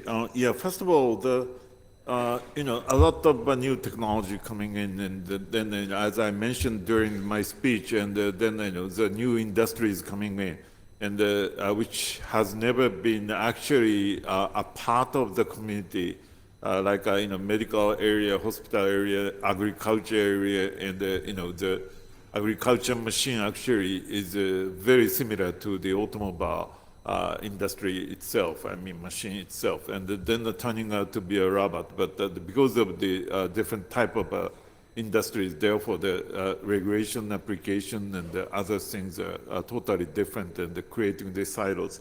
So, but then probably they're going to use the common technology like internet, but then in different ways. So that kind of a segment is going to be what we are worrying about, and then from the the application and all the usage is going to be very much expanded, but then they are not always connected in terms of the technological development, and we really want to see the harmonies between the those new areas and then the existing internet space.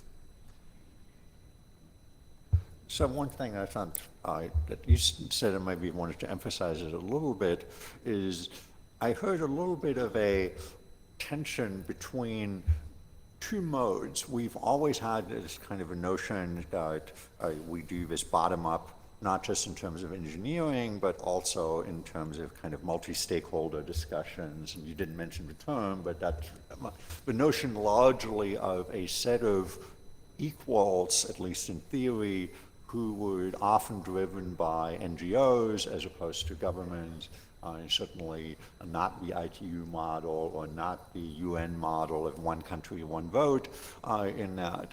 And I think indirectly what you referred to that I found interesting and maybe worth digging into it a little bit more, that model is under strain. In that, namely, while we still have these organizations and all these internet policy type, internet governance type of things in our space, the willingness of countries to participate and actually implement or observe what's happening or even pay attention to is diminished. I don't have to mention countries where that's the case. Even countries that are traditionally have been more responsive to that are no longer responsive, and that's not just the US, it's a lot of other countries in Europe and to some extent Asia where that's similarly the case.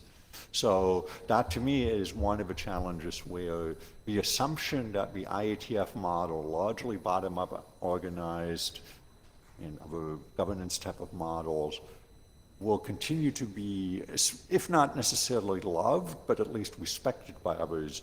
That may or may not be the case, and it may not happen all by itself. So for me, I think June's call out of don't politicize the internet could have been done several internet meetings ago, probably at the beginning. Because we see the dynamics that are happening, and although one goes by the sort of mantra that we are not political, there's this sweeping dynamics that are suggesting that you cannot avoid it or you are politicized. And I think that politicization as a verb is very, very important, June. And to your point, Henning, yes, multi-stakeholder is actually being very stretched today, but then we probably want to understand what does that mean. If we are not working together because governments are involved, is there a threat of over-regulation or fragmentation of the internet in terms of a policy perspective, is really the question. Oh, thanks. From Mike? Thanks. Thank you very much. Well, thanks a lot to all the speakers. My name is Juan Carlos Zúñiga. Excellent presentations. And I also want to follow up on what is the message that I'm getting. And starting actually from Alisa, I think this is both reflection and inspiration, because we can reflect on what has happened up until now. And Alisa pointed out that it's great what IETF has done. But it's very interesting to hear, and I share the views that you guys are giving on what's coming. And that's when I think the big shift is going to happen, where we are moving from, we've done great technical job, to now we have to be more responsible and ethical, not only doing great technical job, but thinking about what exactly this technology can be used for and what are the consequences.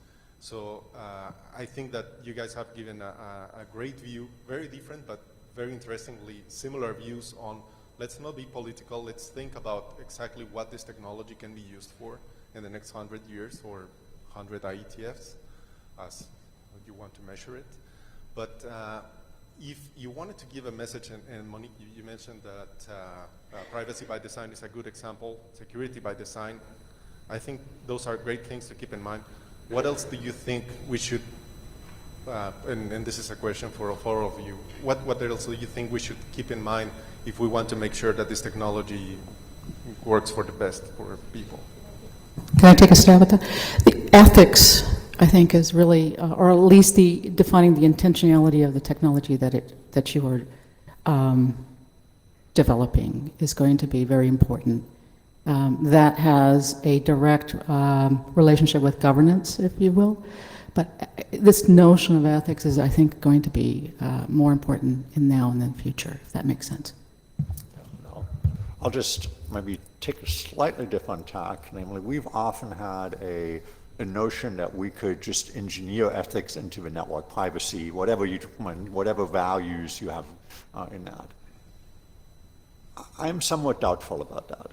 Namely, I think we've discovered that just about any technology that we've developed, including and that others kind of in our orbit, web technologies, wireless technologies, whatever you want to do, I've yet to find a technology that, despite the best intentions of the engineers, in a sense, and none of them presumably wanted to engineer technologies that could get people killed while driving. None of them probably wanted to engineer technologies that basically are ever more sophisticated ad delivery mechanisms primarily, so on.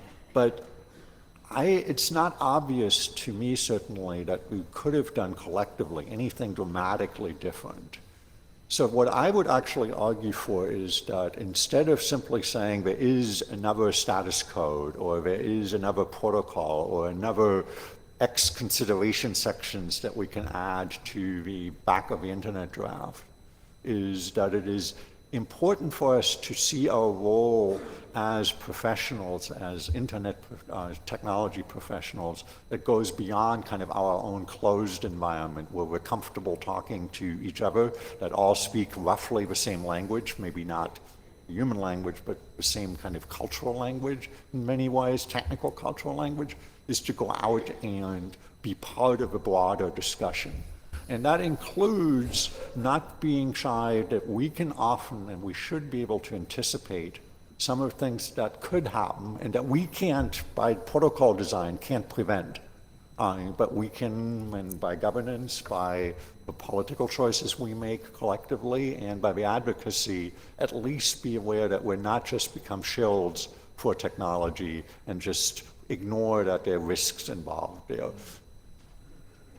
Yeah, actually, I want to add one thing that, the multi-stakeholder and then a lot of new application coming in, and then there is a requirements for the basics of the internet, and then, it's a very difficult for the engineer to, engineering ethics and the engineering privacy, and, I understand that, that's going to be a very difficult, but it's not engineers not only being receptive to all the requirements from the various applications, but also we can be more proactive for what's the design of the those areas, application area, including the privacy and the ethics, from the engineering point of view, which is very important. The new technology coming in, and then understand the new technology and the proactive to speak up for the what's going to be the usage of the technology is going to be very important. Thank you. So basically, we can no longer claim we didn't know this technology was going to be used for a different purpose. And thank you very much for your answers. Thank you. Hi, Bob Hinden, and thank you for the good talks. So, we built a pretty amazing thing, in the last 100 IETF meetings. I think it's gone farther than at least when I started this.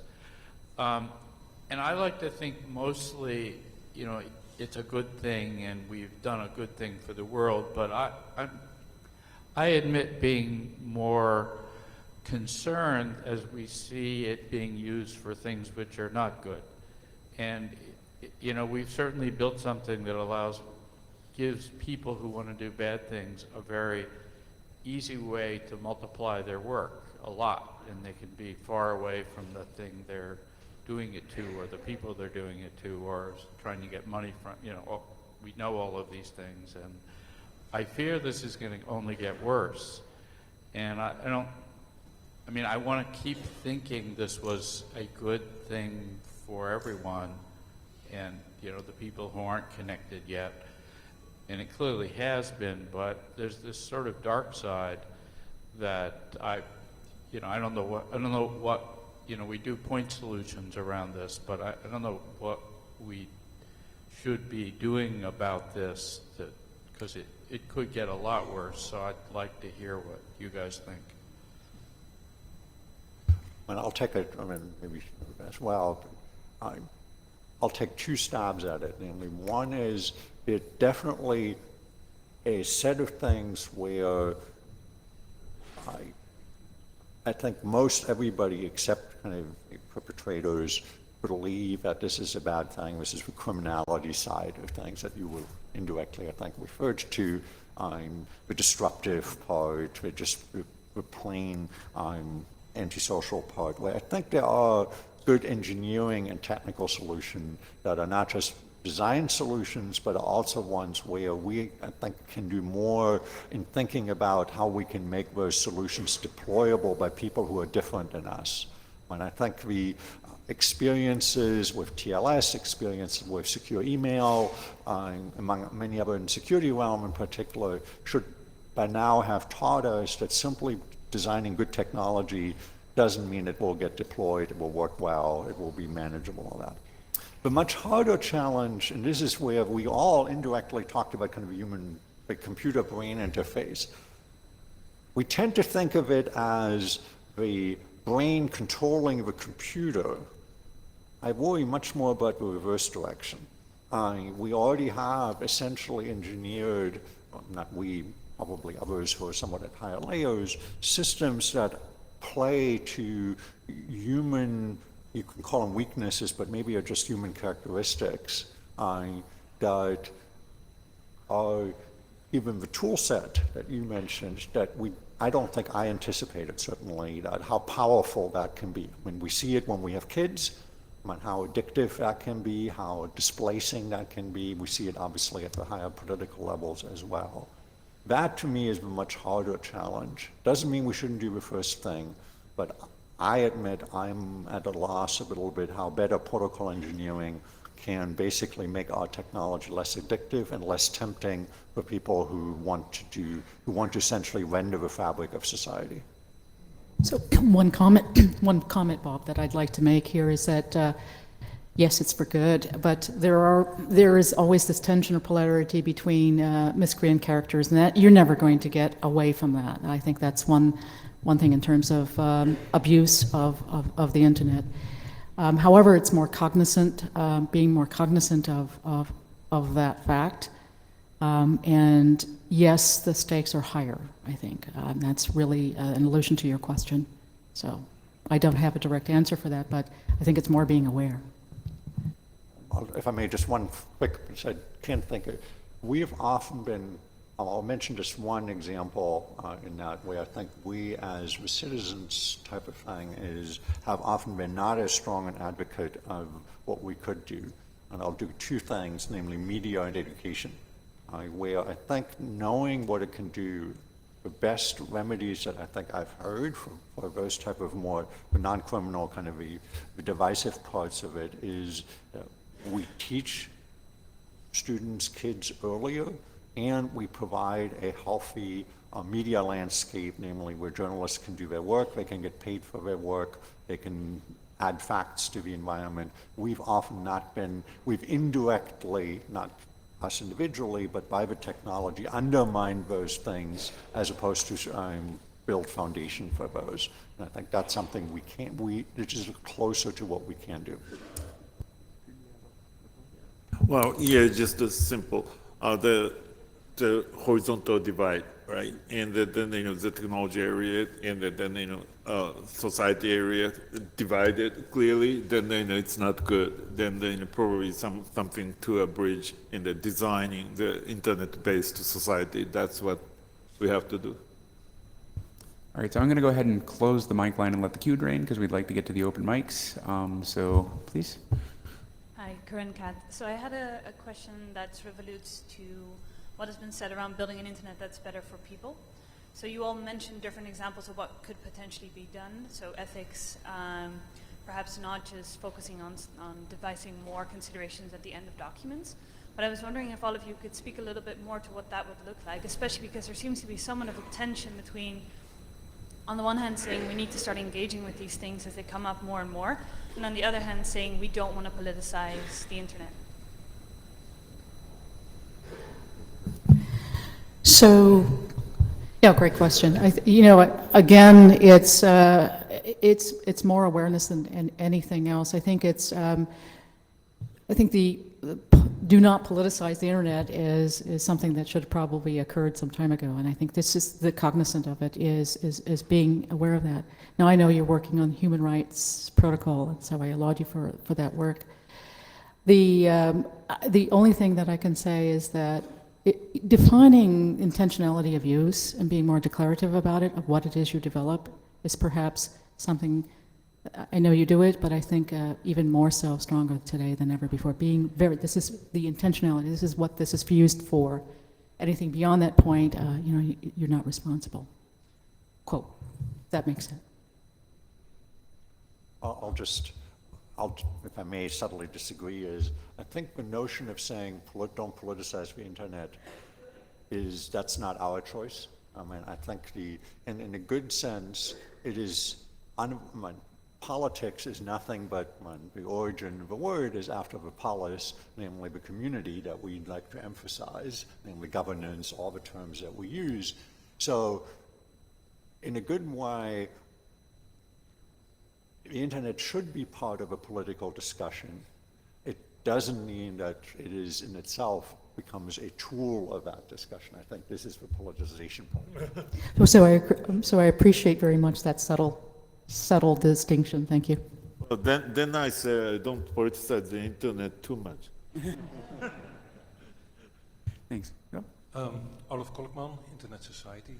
I didn't come up to plug the Futures report at future.internet.org. Oh, I just did. Actually, your question, Brian, sort of confused me. I don't know exactly how you phrased it, but you said something like powers from above the internet. From outside, from external. Outside the internet. And by which, if you're asking for a clarification, I mean sort of the layers that, sort of under that line that June drew that we are more comfortable in, yes. And that's sort of the confusion comes from the fact that I think that I've heard the panel, at least in some aspects, speak about there is not that clear distinction between the internet and society. There is not, the internet is so strongly intermingled with society that distinction is hard to make. So my question is, comments on that.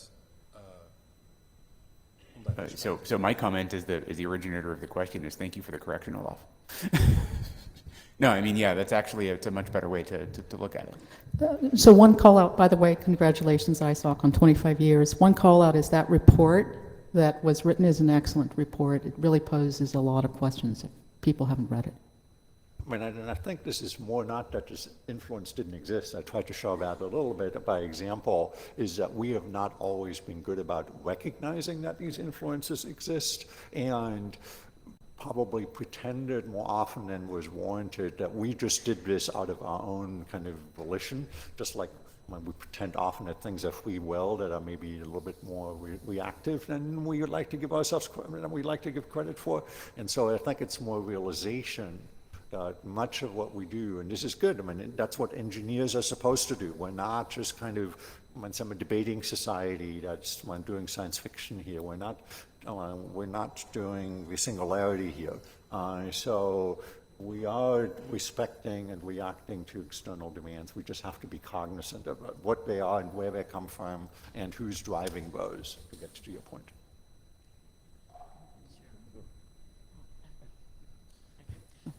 Nalini Elkins. I'm really, really glad that, can you hear? Yeah. Okay, Nalini Elkins. I'm really glad you've brought up this topic and we're talking about it. This is a conversation that I've had 4 different times already at this IETF. And every single time that I've brought up something that actually Bob Hendon brought up about the dark side of the internet, everybody, a lot of people say to me, don't talk about that, don't bring that up. There's a lot of things, I think, in this context, at the IETF, that we don't talk about. And there appear to be rules about certain things that you talk about, certain things you don't talk about. And so I'm really glad we're having this conversation, because I think we need to really think about the unintended consequences of what we're doing and look at it in the context, in the full context of everything, and not just one side or the other. And it does appear to me that when you have rules like you can't mention certain things, that's very, very dysfunctional. And we have a great deal of power. And we probably understand things in a way that most policy organizations do not understand. And people who are setting policy, for example, encryption policy, they actually don't understand what they're doing, whereas we do. But that's a lot of what comes up here is we're not a policy-making organization. We can't talk about that. So, and I don't know, and I'm not saying we should. I'm not saying we should. I'm just saying that we do need to talk about the dark side and the possibly unintended consequences of what we're doing. So thank you. Okay. Yeah, that's what I meant by the kind of proactive to the any areas as much as possible by some of the people from this community to to the other areas and the other stakeholders, policy people, the government and the other things. I mean, so because as you mentioned, then that they don't understand. Then they don't understand is they don't understand. Therefore, we are not communicating is not the way we should take. So the proactive meaning that the people who understand the internet should communicate with them, and then try to convince them, make them understand. That's very important activity. Yeah, and I'll just add one thing, which I think is one of the values that the IETF has had, namely that we participate as individuals, not as representatives, as organizations, even though when they pay for travel and make sure that we still have a paycheck next month, all of that. In my sense, and I didn't mention it, that was relatively, in most cases, relatively easy in the past 30 years. The organizations tended to be plumbing organizations in many cases, if you like, internet plumbing organizations. The organizations tended to be relatively non-influential in terms of policy, non-influential in terms of just public perceptions, as in most of the organizations we worked for. Nobody had ever heard of outside of a relatively small community, except maybe a carrier that you might work for. That was a consumer-facing one. I think that will be harder. Many of us now work for organizations, particularly in commercial space, that are dominating in many ways certain areas of the economy or influencing, I mentioned the media, influencing those other areas, often in not so great ways. And the conflict between what we believe as citizens, individuals, as engineers, and what our employer believes, or with larger ecosystems of sponsors and others believe, that's going to be harder to reconcile, and that's just going to be tough. So nothing to add, but thank you for the comment. So thanks. I'm sorry I closed the lines a while ago. Oh, he was? Oh, okay. I'm sorry I didn't see you. Okay, were you there before Andrew? Okay. Flip a coin. Go. Willem Torop, NLNet Labs. Thank you for this beautiful gallimaufry of presentations. That was very nice. Thank you. What struck me as the thing your presentations had in common is maybe that if you take the end-to-end principle, that with you the end entity is perhaps not so much the phone or the computer, but the human being. And yeah, I just wanted to note that. Andrew? Thanks. My name is Andrew Sullivan. Thank you for this discussion. I think I want to ask a slightly nasty question. And that is, well, one of my favorite 20th century aphorisms is we shape our tools and thereafter they shape us. And it seems to me that the discussion so far has concentrated on the distinction between the humans and this technology that they have invented and are deploying. But it seems to me that, you know, we're cyborgs, right? And we have become now these creatures that are interneted.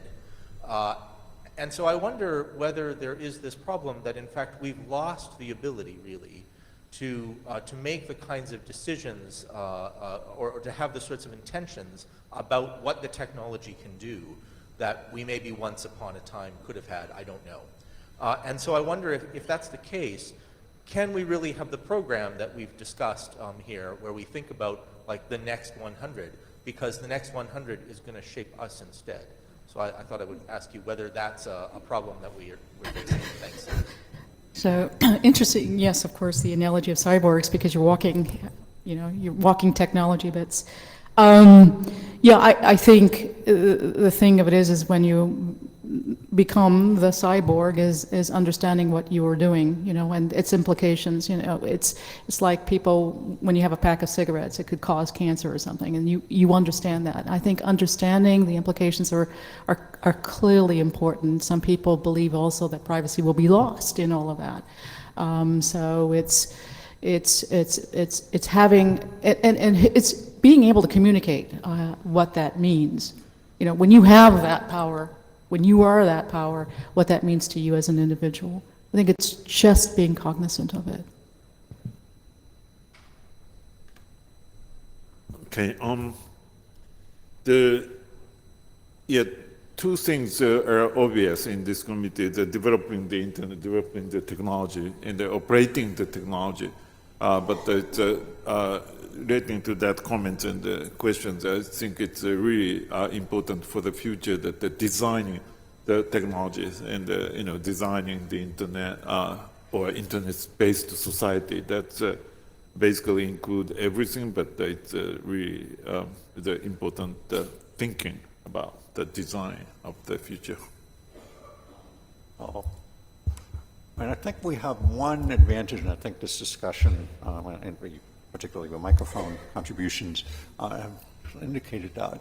And we are not the first engineering discipline that has had large effects on the environment. Probably you could argue others, mainly mechanical engineers, if you blame them, so to say, for the internal combustion engine and other machinery, might have presumably at least as large an effect on our human environment. But I think we've had one advantage, maybe because it happened faster, maybe because it, in some sense, more obvious than just gases in the atmosphere, is that we can see it earlier.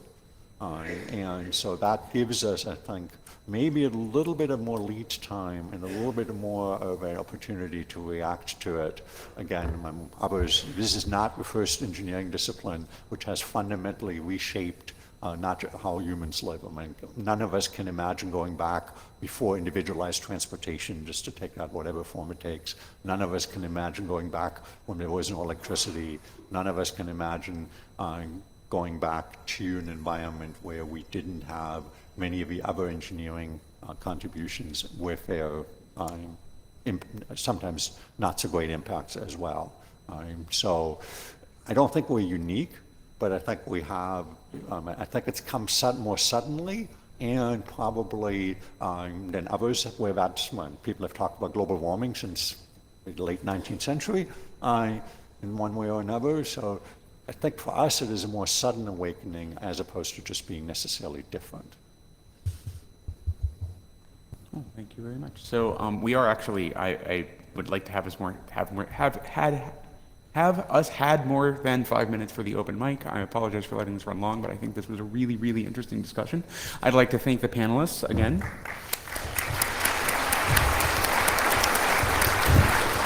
And one of the open mics is up, but I'm not sure what it is because I'm a cyborg now, and my internet is down. And Ted tells me I'm supposed to stay here, so I'll do that. That means it's the IAB open mic unless something has happened in the 30 minutes of that talk. So I apologize, Brian. You let it run long, so now you're on the IAOC. No, actually, the IAB is up first. So if you're on the IAB, we invite you to join us here on stage. If you're not currently on the IAB and you'd like to be, the nominations committee would like to talk to you.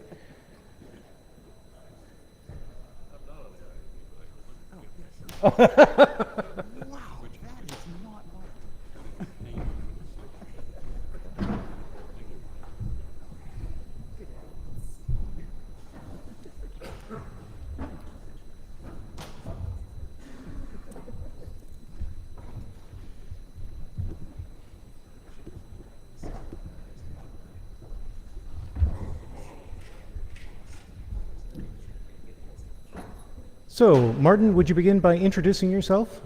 You have to press the button to introduce yourself. Oh, Martin Thompson. Mark Nottingham. Jesus. Suzanne Wolf. Gabriel I'm pretty Montenegro. sure that's not who you are. Jeff Tensua.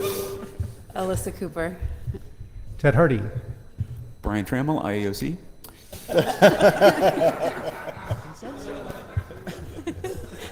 Heather Flanagan, RFC Series Editor. Joe Hildebrand. Lee Howard. Jari Arko. Eric Nordmark. So, the mic lines are open, and we are ready to take your question about the Internet Architecture, the Internet Architecture Board, or the work thereof.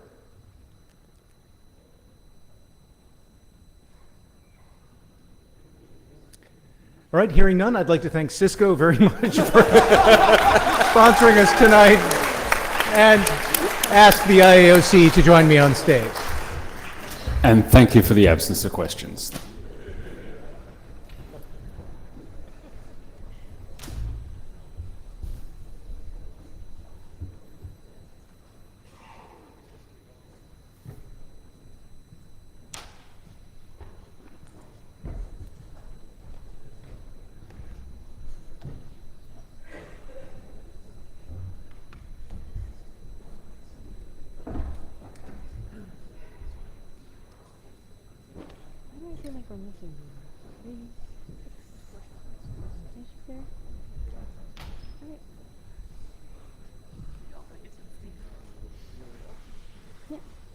All right, if you want to start.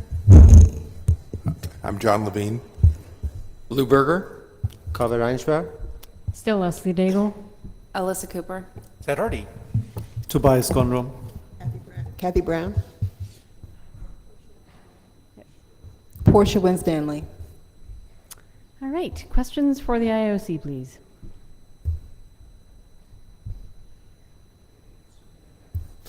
Hello, Elliot here. Not a question, just a comment. In the Department of Many Fine Lunches and Dinners, the meeting venue document that talks about venue selection is just about out of the working group and heading towards last call, IETF-wide last call. So look for that soon in your mailboxes. And my suggestion is that you read it and see if you like the idea of which places we might go for many fine lunches and dinners, and comment then. Great. Thank you for the PSA, and thank you to the group for putting that together. Okay. Quick Henny? question. To follow up on your comment about the attendee numbers in that, I wonder if there's been any... Eat the mic. I'm sorry? Eat the mic. Oh, sorry. About the attendee number, I wonder if you collectively have tried to analyze as to why that difference between projection and reality exists. Is it something systematic? Is it something temporary that you expect? Yeah, so that's frankly the analysis that we have to do now, or we have been doing some and we have to do more of. For any individual meeting, you can come up with a reason for why the numbers might be down, what's the industry doing. We had a period of 4 meetings where no matter where you started in the world, the 4-meeting stretch was going to be expensive. So I think it is indeed a combination of having a look at what's going on in the industry, what can we see about attendance and whatnot. What I'd be curious about is whether delegation sizes for companies have changed, or whether it is just the number of actively participating organizations that have changed. So. Right. Any comments? Maybe a quick comment. So I have looked at some statistics of delegation sizes, and they have shifted in the last 1.5 years. And I encourage you to look at the statistics. I only have seen this personally, but not as an IOC body. So we don't actually publish the statistics because we don't do any sort of normalization around affiliation. Like you can sign up under whatever affiliation you want. We've kind of done it in an ad hoc manner, but it's not something that we publish to the community. But interestingly, if you look at if you do some of that and you try to clean up the data a little bit based on your own intuition, there's trends in both directions. So some companies sending more people at the end of the spectrum of corporations that send lots of people, some of them going up, some of them going down. I haven't looked at the lower end. I've only looked at the upper end.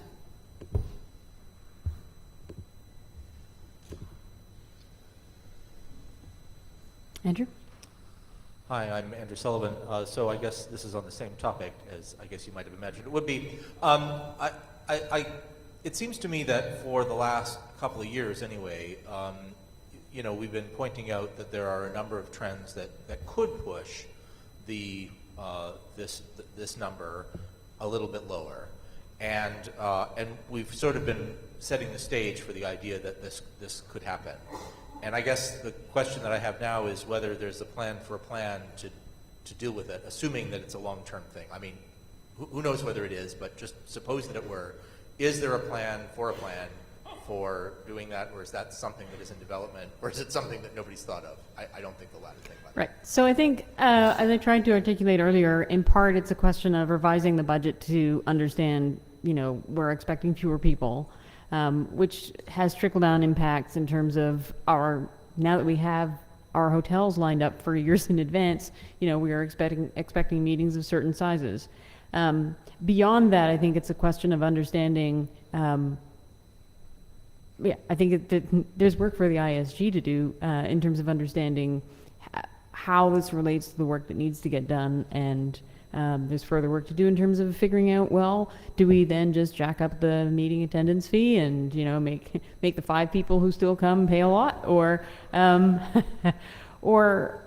is there a better balance for funding the work that needs to get done in order to continue to have open standards for the internet? So again, that's just saying a lot of words to say there now is a time to start digging into it and trying to understand how much is us. Is it us? Is it you? You know, and how do we cope with that? So maybe I wasn't pointed enough about this, but you know, there's 2 sides to the budget, right? And one side, of course, is the income, but the other side is the expenditure. Right. And we haven't been very good about controlling that. And in particular, for good and proper reasons, we have been extending more and more the efforts in remote participation, which of course is one of the potential contributions here.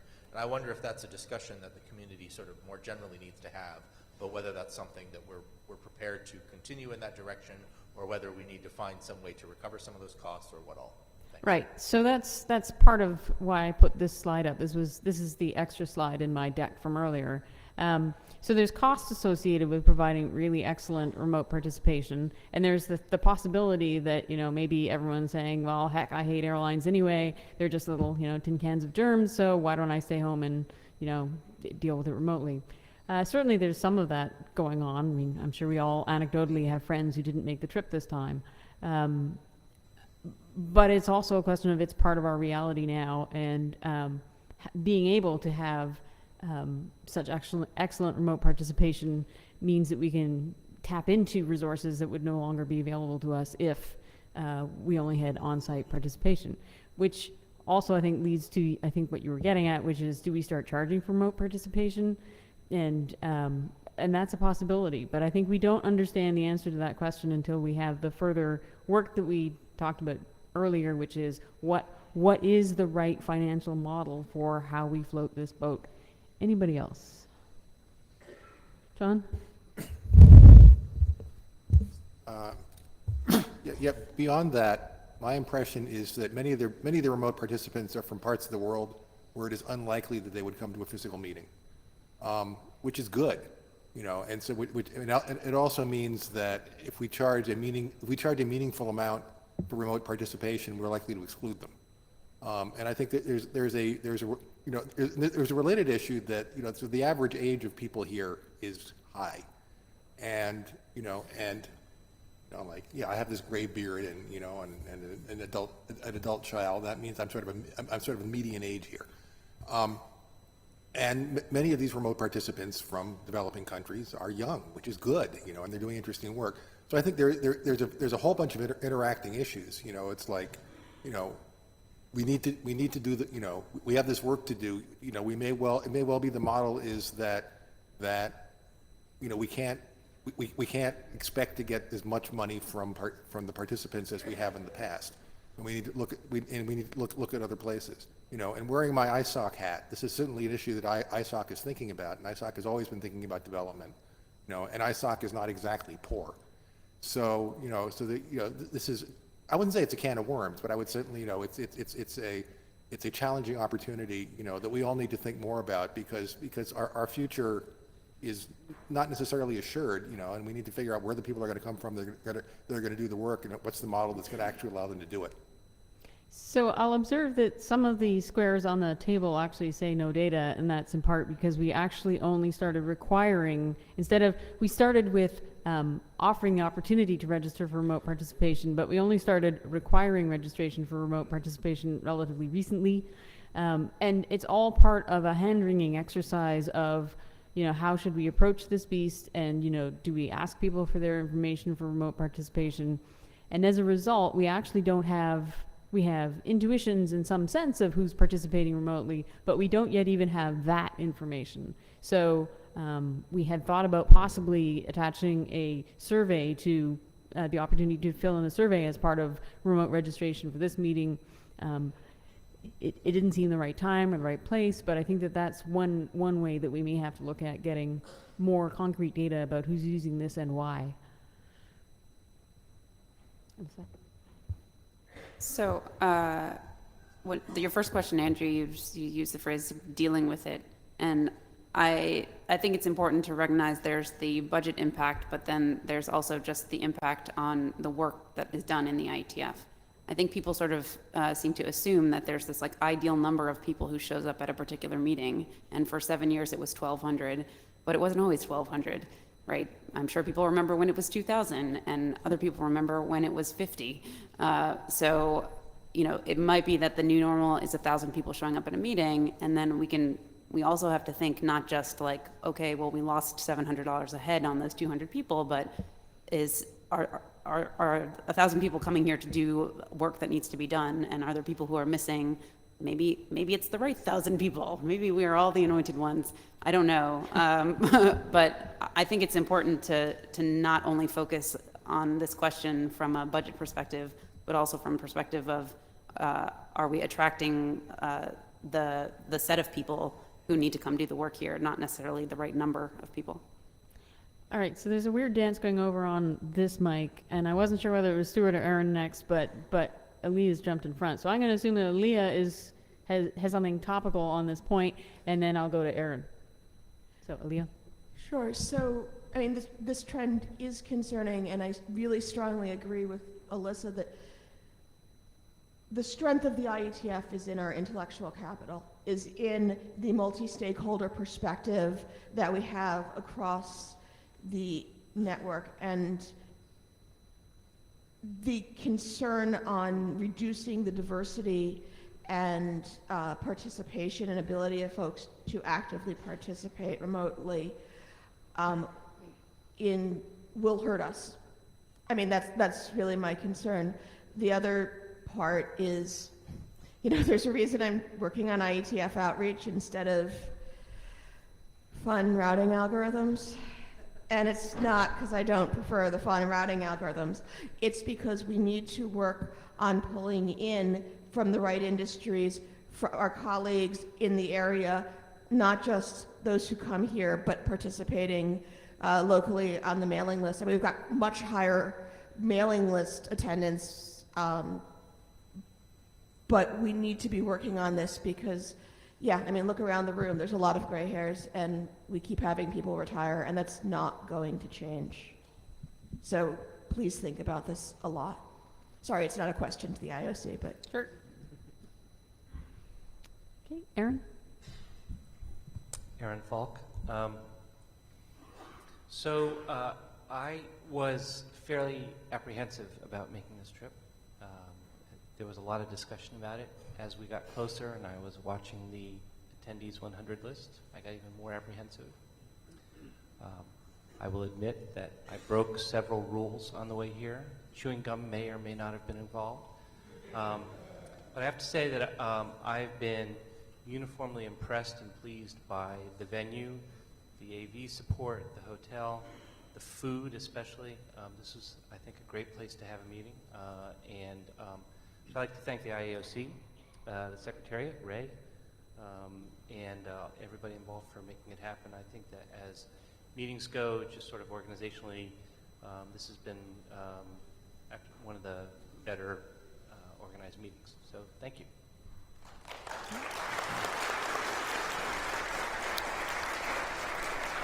Thanks for that. Stuart?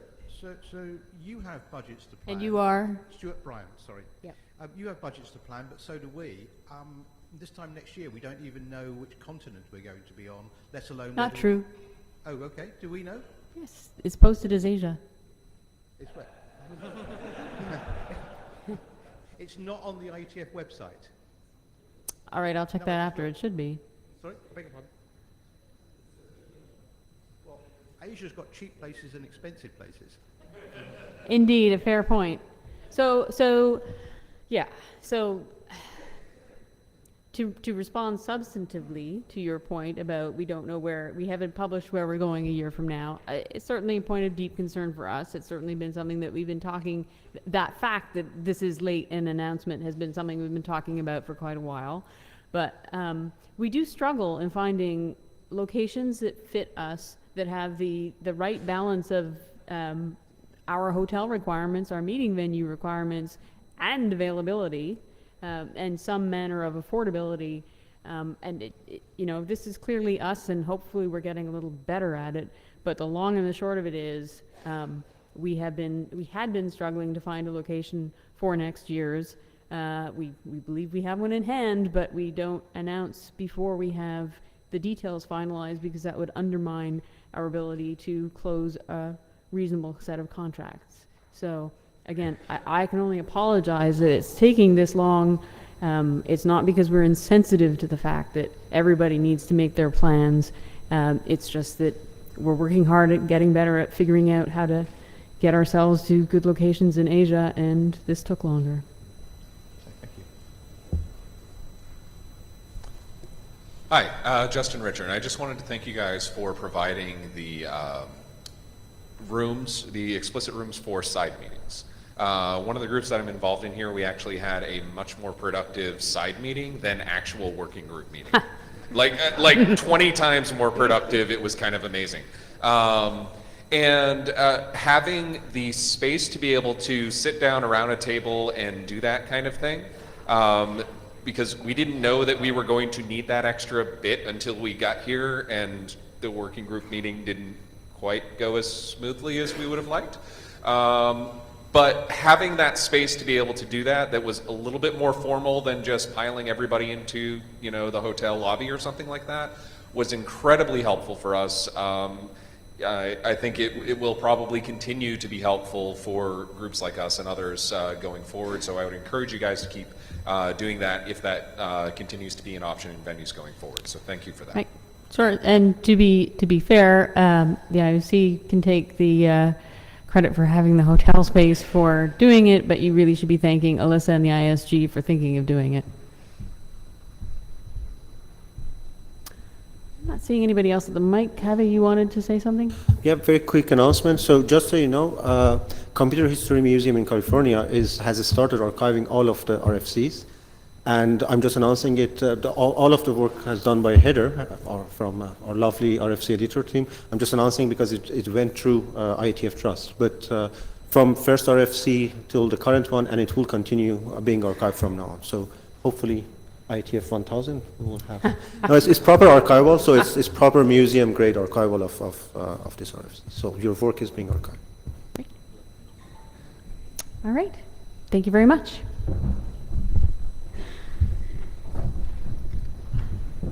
So next up is the ISG.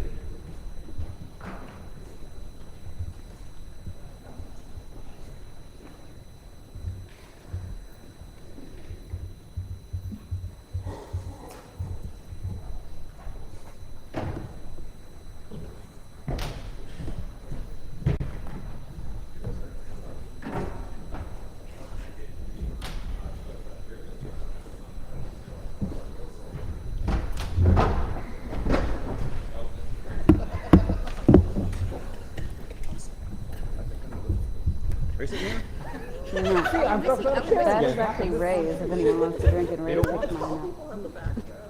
You can go down on your knees. We're the backup singers. Oh, you guys don't have enough chairs? Yeah, it's okay. It's okay. Cheers! Not a smile. There's a lot of chairs that aren't being used out there. I think Yeah, we're good. We're good. We're good. We're good. We're way easier to please at this point than you think. Okay. All right. Shall we start at your end, Terry? Terry Madison, Int area. Deborah Brungard, routing. Adam Roach, Art. That didn't work. I would have done the routing. No? Ben Campbell, Art. Kathleen Moriarty, security. Olia Atlas, routing. Benoit Claes, Ops. Mia Kulevin, transport. Alyssa Cooper, general area. Spencer Dawkins, transport. Ted Hardy, ex officio IAB. Warren Kamari, Ops. Eric Squilla, security. Suresh Krishna, Internet. Alexei Melnikov, application and real time. Okay, mics are open.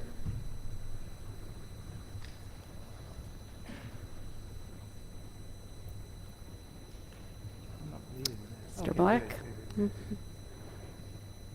David Black. So we had an interesting time in transport on Monday, and I thought I'd come share. There's been a couple attempts in transport over the past few years to do something in anticipation of encrypted protocol headers. These have gone by the interesting names like SPUD or SPOOD, if you like that, or PLUS. And to oversimplify, they've gone not much of anywhere because the privacy concerns have been obvious and forefront, and they've been dealing with something that isn't broken because none of our transport headers are encrypted now. That's about to change, and rather quickly. We have a protocol called QUIC coming at us that's going to encrypt the transport headers. We right now don't really seem to have a mechanism to work beyond that to deal with middle boxes. And while I understand the classic IETF view of middle boxes is that they're evil, I'll remind folks that people don't spend money in middle boxes because they have nothing better to do. They hire middle boxes to do jobs, and if we fire those middle boxes, they'll find ways to do those jobs that we're going to like even less. So just a heads up, this needs some attention fairly quickly, pun intended. Thanks. So And I should I'll also start. should also want to credit start? Kathleen for some of the time she spent in the wilderness trying to anticipate some of this. So I would say we are paying attention to it through many efforts, some of which you mentioned. And so if the point was to raise our attention to it, I think as the ISG, nobody up here would disagree with me that we are paying a lot of close attention to this. If people have suggestions about what more we could do, that would be helpful. But it's certainly been, I would say, a dominant topic of discussion in the ISG lately. Kathleen? Thank you. So I've been thinking about it a little bit more in terms of next steps. So we're just at a phase of documenting right now. And for the draft that Al and I have been working on, getting beaten up for and whatnot, it's in last call right now, and it's a collection of monitoring network and security monitoring that's somehow impacted by encryption, right? And it's meant to be a starter for conversation. So anyone not aware of this draft, how can we make progress in these discussions? And so it's trying not to take any position, but if we don't tackle the problems, our protocols won't get deployed is one of my concerns, which is why, I've been working on this particular draft. This is just documenting the problems is just the first step. Once we do get a little bit further in the document or get the documentation published, I'm sure there's gaps in this. So if you have operational experience and can take a look at the draft, that'd be helpful. Or if you have colleagues that you think should take a look at it to make sure we're getting as much documented as we can, that would be helpful. I think, so we have to think a bit more about what are our next steps. It might be per protocol that we go back and look at this and we expand, sections to figure out what considerations might be necessary. I would like to figure out if we could have a more structured plan around it. Do we run a workshop, have the IAB run a workshop on next steps? Is it around one protocol? Is it around multiple protocols? How do we advance this conversation between the end user and the network?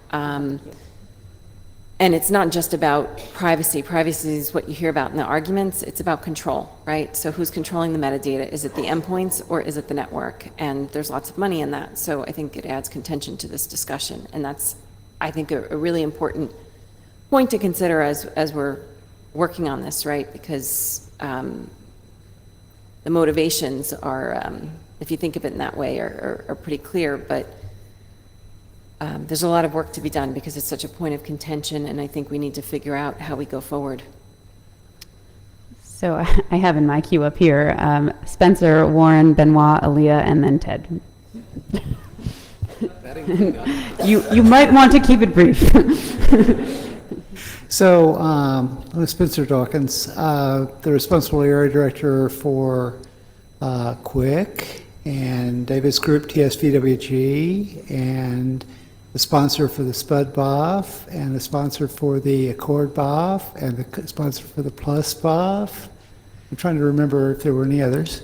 So this has followed my radar.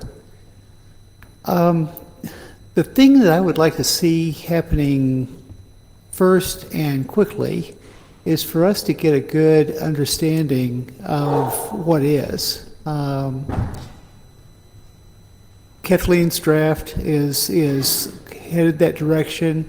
There's another one on NTSVWG that I've been talking with David about, specifically on encrypted transport headers and basically what the impact of that is and things like that. I think that if we're going to do engineering, we've got to be able to describe reality first, so that we know what problems we're going to try to solve. I think that the IETF can do what needs to be done, and I've been telling the people that all week. It's not like nobody's working on it. I've had probably 15 hours of conversations on this specific topic outside working group meetings this week. So, like I say, I would encourage everyone who is touching this space to help us move forward. Yeah, I'm just going to say, if people have read earlier versions of Kathleen's draft, please reread it. It's substantially different, both in terms of tone and content. So I fully agree with your analysis, and I would extend that not only to transport, but also to ops, obviously, right? Because there is an impact on ops. Whenever in the pervasive monitoring RFC, we added a small sentence that encryption is good and privacy is good, but we have to need to have a balance with the way to monitor networks. And So yes, I agree with you. I'm really concerned about the future of the internet if only a couple of people could innovate.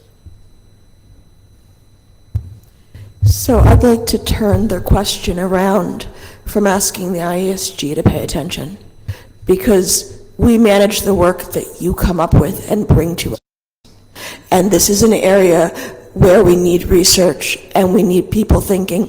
We can document the problems, we can see the technology change needing to happen for other reasons, but this is one of those places where we have an opportunity both to change or tilt the field, as David Clark talked about at a previous plenary, to think about the ethics and the implications of what we're doing here, and more to the point and equally critical, or I shouldn't say more to the point, equally critical to make sure the internet keeps working. So think about what you could do. What kind of research, what kind of problems are you going to see in your enterprise networks, because we all have them, in your customer networks? What kind of changes would it imply for the vendors? What kind of new technology could we use to do better network management and operations? Obviously, I would like you to think about what impact it will have in routing potentially as a result of those things too. But the key point is we need you to be thinking about it and bringing the work to the IETF to get done and standardized. Thank you.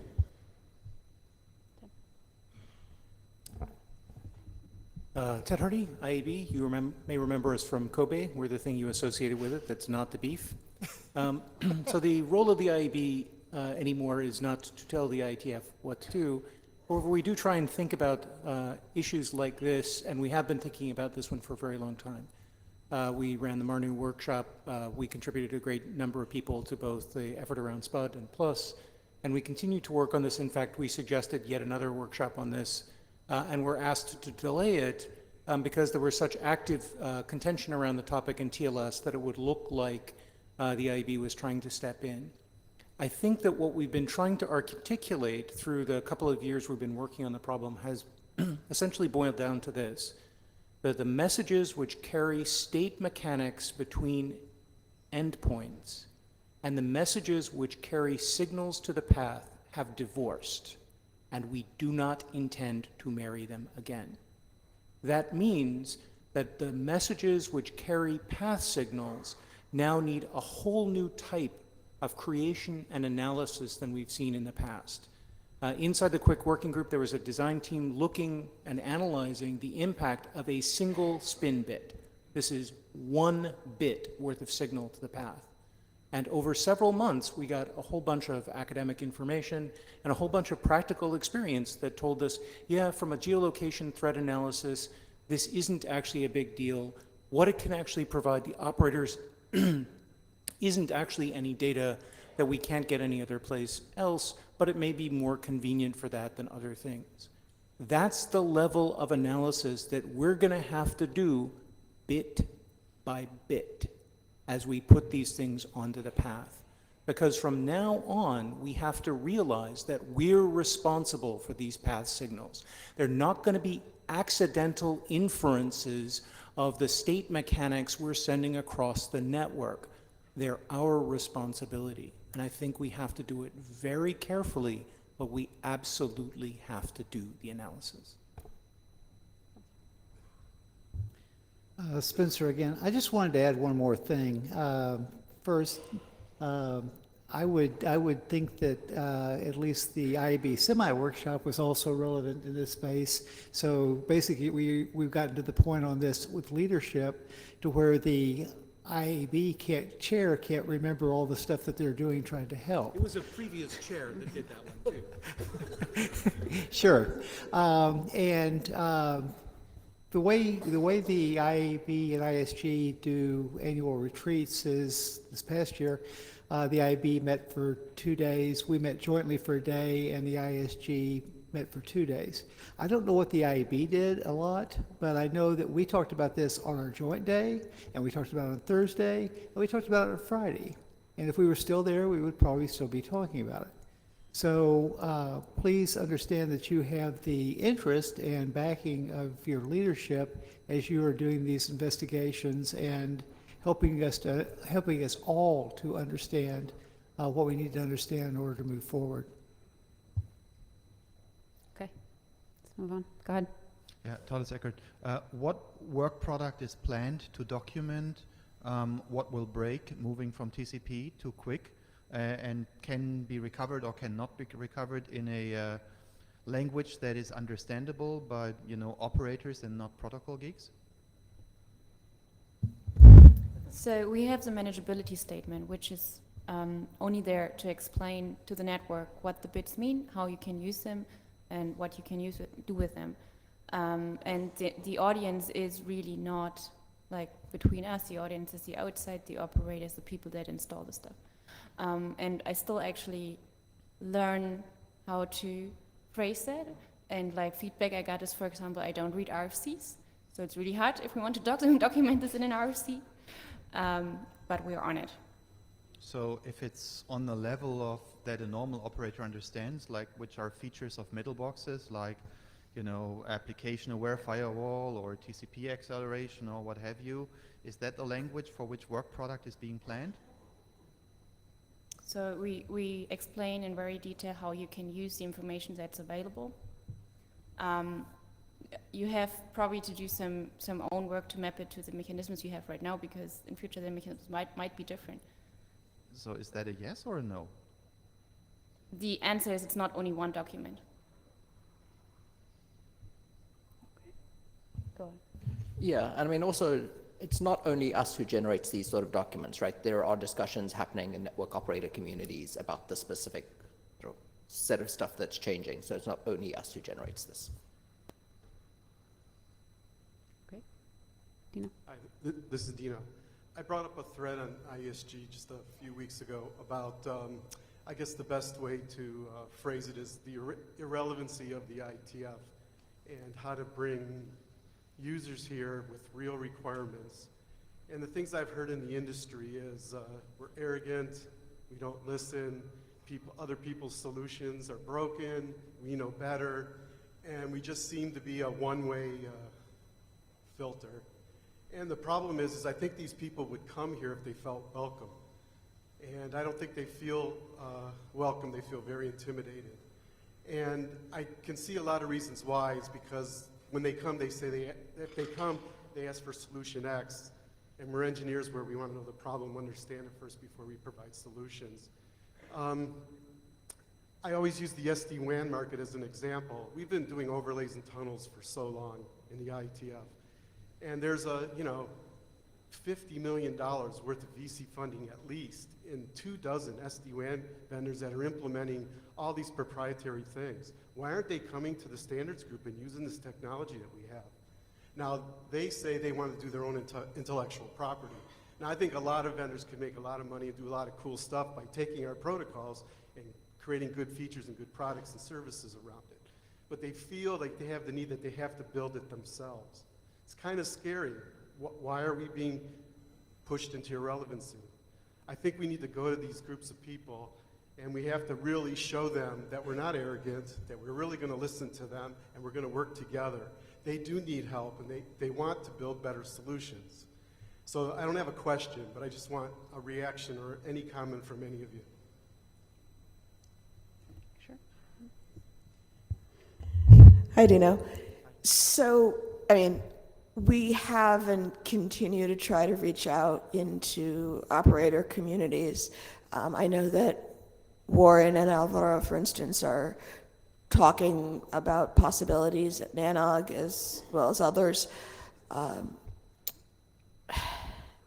One of the challenges is timeframes. One of the challenges is that people come to communities, to organizations to do work where they feel comfortable and that they will be listened to.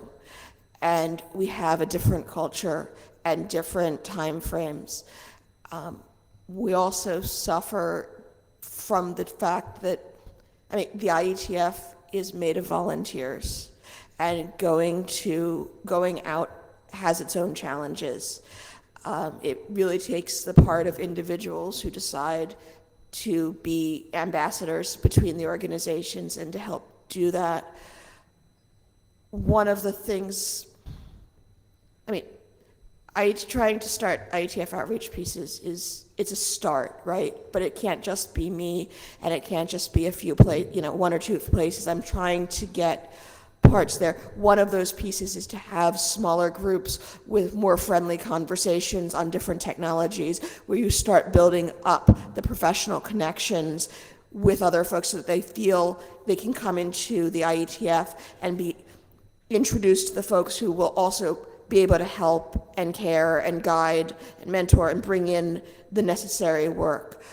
One of the challenges is also, like in the SD-WAN case, figuring out and seeing early markets and industries where there will be a benefit from having an interoperable standard, and where that benefit can be articulated and communicated back. But doing all of those things is not our business as usual for the working groups, and we're volunteers, and we need to have people volunteering to help. I'm happy to brainstorm about it, and I have been, but I can't do it all myself, right? We all need to, it's how do we pull more people in? How can we have folks be interested? I would love very much to see more operators and to see these types of things coming into the IETF. And I gleefully jump at each relatively practical new technology that does come in. It's a hard problem, but we can at least keep making headway on it. So we know that these people, we know that standards groups are important, or people want to build standards, because there's, the MEC, there's all these consortiums, not really international standards groups, that do stuff. So we know that there's a need there. But one particular user group that's interesting is this ONOG, the Open Network User Group. It's started in New York with the financials. And these are guys that first came out and said, we're going to build working groups to figure out problems in the enterprise and how to do things. And they're actually turned into building solutions. And they're really kind of inferior solutions, and they know about it, but they don't want to come here. I mean, we want to encourage them to come here and talk to us. Why don't we just invite these people? All of us can do it. Anybody in the audience could. And we just create agenda time so they can come and talk. But we have to make them feel welcome. We got to remove this intimidation factor. So we need to, asking them to come, sure, but we need to be listening. Absolutely. And that may be part of that. We have people at the IETF who go to ONUG and participate there. One of the ways that all of our liaisons, regardless of whether or not we have a formal liaison, work by having overlapping communities. We have that overlap. What we need to do is figure out how to grow it and to do the encouragement. So they have agreed to come here, and I told them I would help them to get people from here to go there. And we're going to get agenda slots at the next meeting. So if anybody wants to talk, there's just some rough areas they want us to focus on: security, routing, some application level stuff. So we should do this. So anybody interested, contact Nick Lippis or myself. I'm sure we can find some folks who are interested. Yes, a couple of years ago, Chris Grundeman from ISOC did a whole bunch of sort of surveys of the industry, operators, etc. Found a bunch of really useful info. As you said, we often come off as arrogant. Some of that is people who are well known in the operator community sort of arrive here and we don't know who they are, and so there's sort of a disconnect on us not listening. We did have a bunch of momentum at the time, like we had a couple of tables at some operator groups to get feedback, etc. We lost that momentum. Some of that is my fault, some of that is just we ran out of steam. We're planning on doing it again. Elvaro, myself, Ignis presented to some of the Russian-speaking NOGs, etc. So we're planning on doing it again. The big issue is we need to actually listen to people like operators or other communities when they come along and speak, and they're sometimes a bit intimidated by our style. Yeah, we have to define what operators are as well. I think in this context that I'm speaking of, it's IT guys that run enterprise networks. Did you want to? No. Yeah, I want to just say two things real quickly. One is that as long as I've been coming to the IETF, we've been talking about trying to figure out how to get input from operators, and that's a good and beautiful thing for us to be thinking about. You mentioning the enterprise network guys, that's something that we have really not spent a huge amount of time on because I don't know how the heck you find them. And we were talking in the IEB Stack Evolution program meeting this morning about that. So again, this is not, thank you for saying it out loud. It is something that some people here are aware of and thinking about, and we welcome help. The next time somebody tells you that people at the IETF are arrogant, tell them that the last plenary you were at, one of the members of leadership was wearing a t-shirt that said, "I smile because I have no idea what's going on." So just two quick things based on a couple things you said, Dino.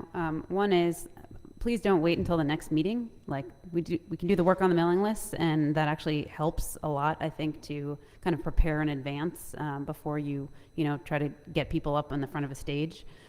So the work in the background, I think, is extremely important. But the other thing is that, and maybe this is like a little bit of a contrast from what some people have said here, the IETF is a two-way street, right? It's an extremely open organization. I cannot prevent anybody else from coming and criticizing your thing if you're going to bring it here. And there's an education piece to that that's different from you going off into a consortium with two of your friends and building a protocol that suits the three of you. That's just not what we do here. And so I think if to the extent that people are used to operating in that kind of environment, it does take a while to realize that it's not the same here. But it's extremely difficult to prevent people from being critical of other people's work in the IETF, right? Like that's just I think some table stakes. want to use the protocols here, but you know what I'm going to say next is it just takes too long to get things done. So well, that's a different issue, but yeah. All right, Adrian. Oh, we can do things on tone setting. I know as an area director, I've pulled people aside and helped to try to correct any tone problems, but if something is getting, personal as opposed to technology focused, which is, I think, what Alyssa was hitting on, not these other pieces, then, we and working group chairs need to be addressing that and keep the tone appropriate. Adrian. I have a new topic. I'm willing to yield if people at the mics are continuing this topic. In the back. Hi, I'm Paul Barrett from NetScout. Just on the ONUG point, I just wanted to say I'm one of the ONUG vendor co-chairs for the monitoring and analytics group. I'm here all week, as they say, so if anybody wants to track me down and talk about what we're doing in ONUG around monitoring and analytics, we're particularly looking at the challenges of cloud and multi-cloud. Very happy to sit down with you. By the way, I'm also a network enterprise guy, so happy to talk about that as well. Thank you. Thank you. Andrew, are you following up on this topic? Okay, go ahead. Andrew McGregor. I do actually have a suggestion as to how to find the enterprise guys. Sorry, I do have a suggestion as to how to find the enterprise people. As we've just seen, there are some here, but many of us work for large enterprises. Our workplaces support contacts in our own vendors are the people who know who the enterprise networking people are. Similarly, when those of us who actually work for vendors, like I no longer do, our top support people are who you talk to find the people you want to talk to there. Follow the people. Thank you. Thank you. Adrian. Adrian Farrell. Yeah, I'm aware that I'm between me and my own dinner. Thank you guys for your service. You have an IESG statement on, I think it's called on support documents, and these are the informational documents that quite often get produced for requirements or use cases or frameworks. And that statement wisely suggests that working groups consider other forms of publication, including wikis.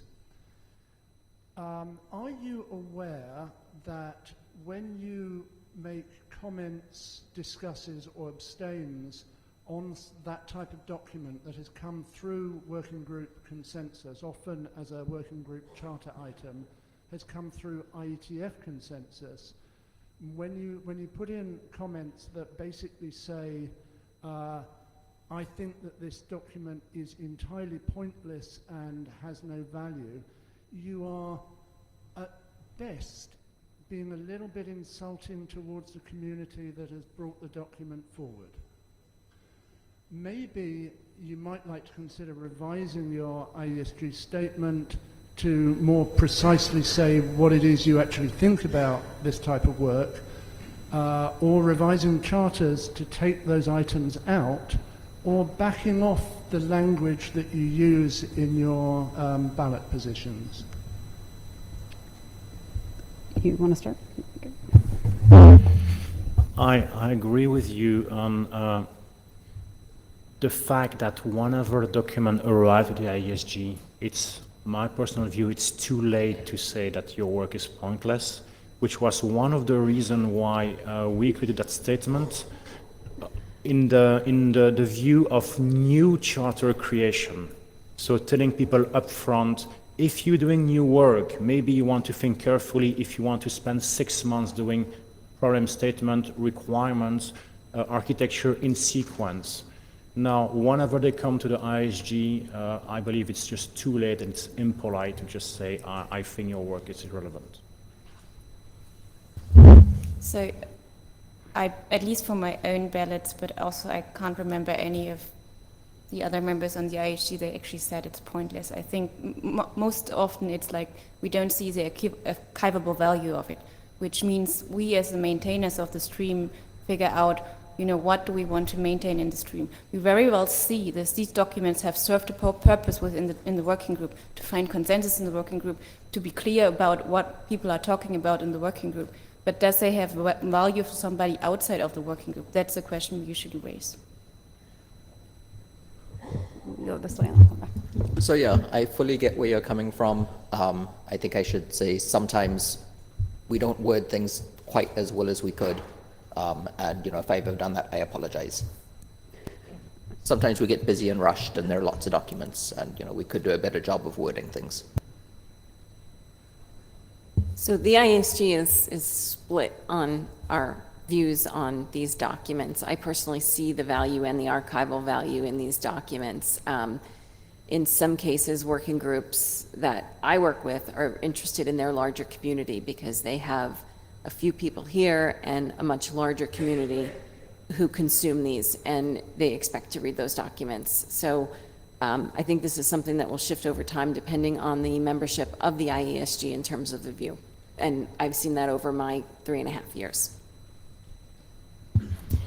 So I certainly agree that at ballot time is a time to show appreciation for what the work the authors have put in and the working group has put in, and not to disregard that work. I think that part of the reason many of the charters leave those types of documents up to the working group is because sometimes they can be extremely valuable to the wider community in explaining how our technology is intended to be used and setting up the framework. That we do a very poor job of saying this is how you can connect different pieces of systems together, or the applicability of particular protocols. And so sometimes they are incredibly valuable. And sadly, sometimes they're a document that's been sitting there for 5 years and has some outdated stuff and is being rushed through. So giving the working group a choice on how to handle it and so on, and then respecting what the working group and the community, the IETF community, has thought about the documents is important. And I think that's why the statement is balanced, and I certainly would be sad to see that balance shifted. And I actually don't recall either that we actually was so strong on what we commented. But actually that message that we put out, it wasn't about informational documents. It was that informational documents often delay that any solution work's being done, right? That when people just spin and spin and spin these requirements and use cases, and there's no solution work, you can wonder then the interest to do solution work, and also it just puts a huge delay that we do have solutions. So that was the message that we were trying to get across, that let's not delay solution work to be doing 100-page use cases or requirements. And the only time actually I recall that we commented on something negatively on this was that document came through after already solution work had been published, and the use cases that were being there or requirements were outdated even towards what the solutions that already had been published as RFCs. So the main message is don't be hung up for years trying to do use cases and requirements. I think there maybe have been some other instances. Yeah. Yes, where there was not solution work published first, and the group felt strongly on it, and it hit the working groups real hard. So I supported what the working groups had done. Yeah, so just to build on those last three things that were said, I think the IESG statement reflects the consensus of the IESG, but I think taking it further, there's a diversity of opinions on the IESG, which is why you get some ballots that come down harder and some ballots that are more open to those kinds of documents. And that's why we haven't revised the statement, because what we have captured the consensus and we couldn't really take it any further. I think we're done. Yes? Oh, sorry. Yeah, and I guess I just want to kind of say, sometimes you've read a couple of 100 pages of documents, and when you're balloting, it's fairly easy to sort of forget that there's been a huge chunk of work put into this. And when you write your comment, you're doing it in a rush, and sometimes we word things less diplomatically than we could. All right. Hi, I'm Steve Fenter. I do sniffer analysis in a large enterprise network. And part of our analysis of application and network problems is looking at all the fields of the TCP header. We look at sequence numbers, ACK numbers, option fields, window sizes.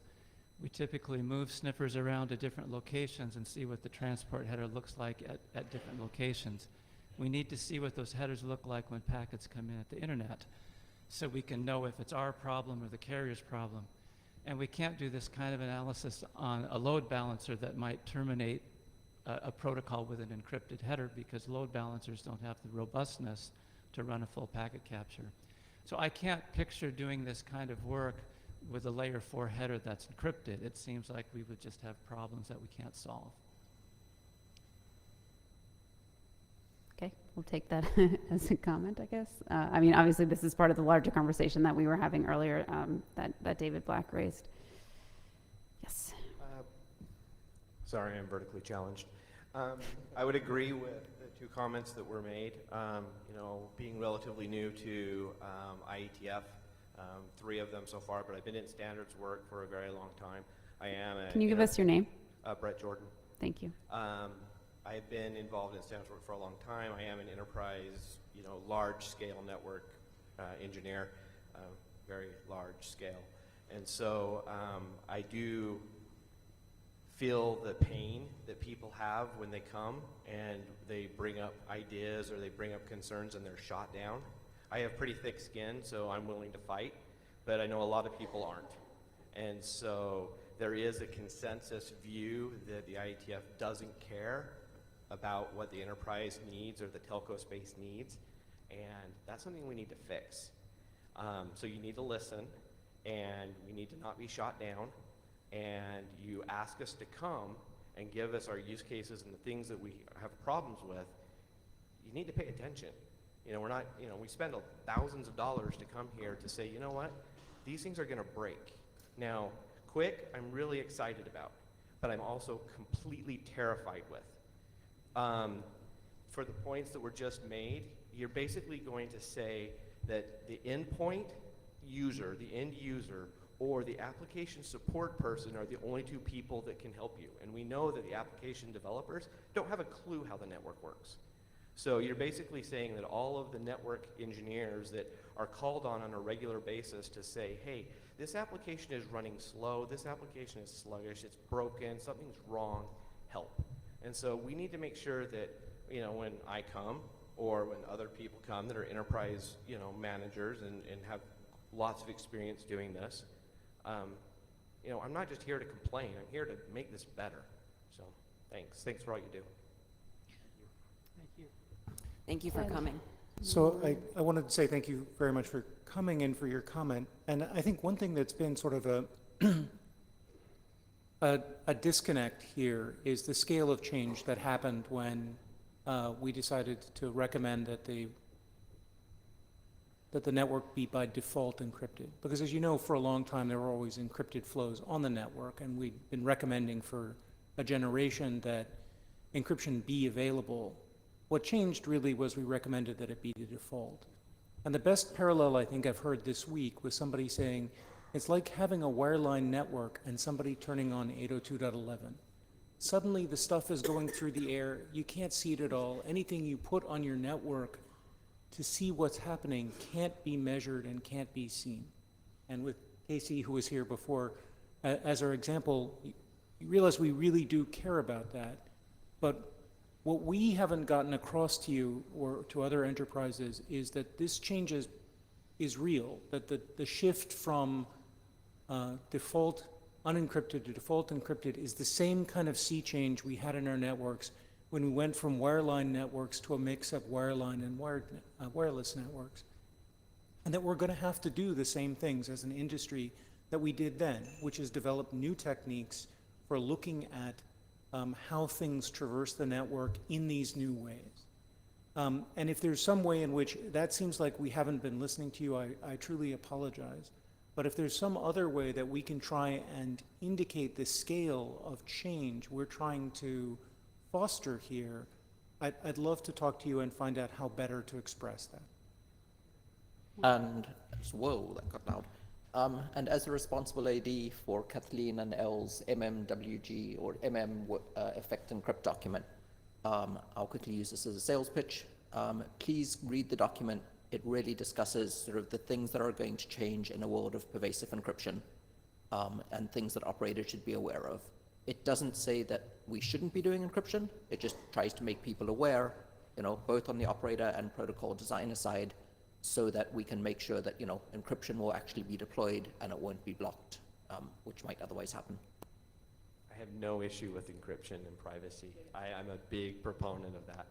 My concern is when your application breaks and you can no longer talk to your, you know, SPSS, you know, or Oracle server, and you can't do your expense report, and you need to call the network team to say, hey, can you troubleshoot this and figure out why? We're going to say, sorry, can't help you. Pilot agreement. And I just wanted to say, I used to do the network monitoring thing, looking at clear text payloads for a living for at least a couple of years. So I know what that looks like. I know what that looks like. I understand. Nalini? Oh, sorry. Go ahead. So I guess the other piece I would say is we are listening, and one of the things that as ADs we do is help with the conversations and the introductions and adding sometimes that little bit of, no, really, this person is here and you need to pay attention to the kind of problems that they're talking about and the use cases. And I'm very happy to see large enterprise and enterprise operators coming and trying to participate. It's really necessary, and we do, I mean, in routing we tend to focus a lot on the large service providers because they're the ones who have been here. And I really just delighted to see you both, and thank you for coming. Okay. Nalini? Nalini Elkins. You know, I wanted to, we have things to work out in TLS. I mean, of course, yes. And I really appreciate a lot of the support people are giving us. But I wanted to, you know, kind of tell you too, is that 2 different working groups, V6 Ops and the whole routing area, have reached out to us and made us feel completely welcome, opened up a forum for us, and, you know, meet with us. Like V6 Ops, they meet with us every 2 weeks to figure out what we're doing and to go forth and help us. So I really, and there's so many people in the community that have, you know, really tried to help. So I wanted to say that too. It's a two-way street, and it's not easy. You know, it's not easy to do the translation, but I didn't want this to be like a one-way thing.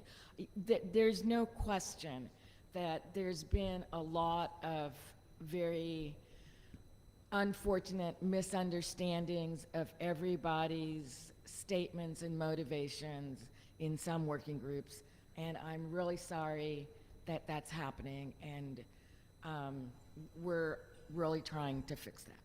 So thank you guys Thanks. for everybody helping.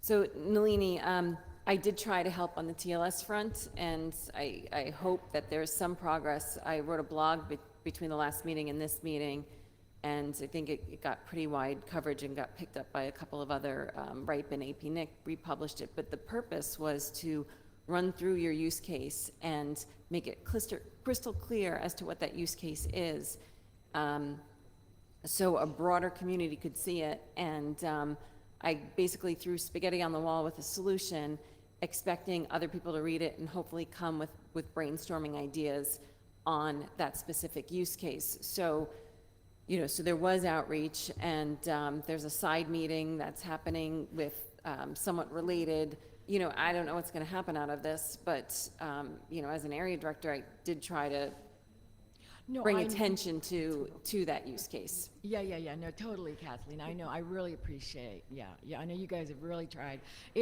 I think part of it too, I mean, we have work to do too on our side. Is I think that one of the things we've been trying to really make clear is our environment, our use cases, and try to do a translation mechanism. And I really appreciate the effort you've done. I am going to say though that, I mean, I don't need to tell you guys, you know, I hate to see things, you know, so I hate to see, there's just a lot of misunderstandings, and I feel bad for everybody on both sides. And so that's all I have to say. Yeah. Thanks. Steve? Yeah, to me, the encryption issue is like protecting financial data. We all want our financial data protected, and yet when we go to the loan officer to apply for a mortgage, we give them all our financial data because they can't do their job without it. And I think the encryption question is the same kind of thing. There are people like me that have to see the layer 4 headers, that have to see the packet payload in order to do our job of fixing problems. And if we don't get that visibility, we're not going to be able to do our job. There are problems that will not be solved by logging. There are problems that will not be solved by endpoint analysis only, or they're going to take an unacceptably long time to solve if that's the only visibility we have. I don't think this is blowing up yet because these protocols are not in all the enterprise data centers yet. We have already seen perfect forward secrecy in our data center, and we've had problems that we couldn't solve in a timely manner. This is Dino. Maybe I could help with some experience I had doing Lisp crypto. The security guys helped me quite a bit, or helped Brian and I quite a bit to do this, and it was great. But it was kind of funny. There was this dichotomy. They said, oh, you don't need to do encryption over tunnels because the end systems are going to do it to end. We're going to have this wonderful world. And then other people said, oh, no, we need to look at the packet, so there needs to be clear text at some point along the way, right? So you should do it, right?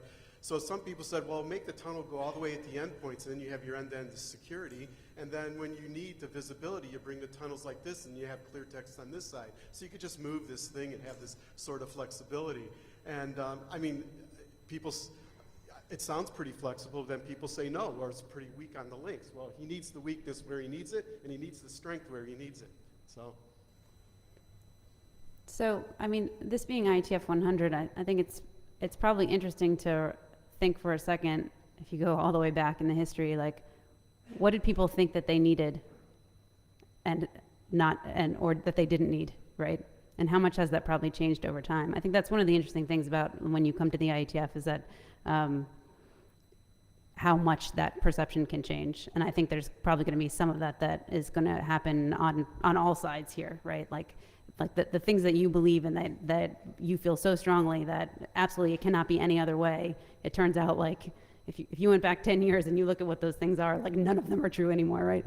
So I hope that the kind of spirit of collaboration that I think the IHG is trying to foster around this topic, leads to some of those kind of paradigm shifting thoughts for everybody. Thanks. Good discussion.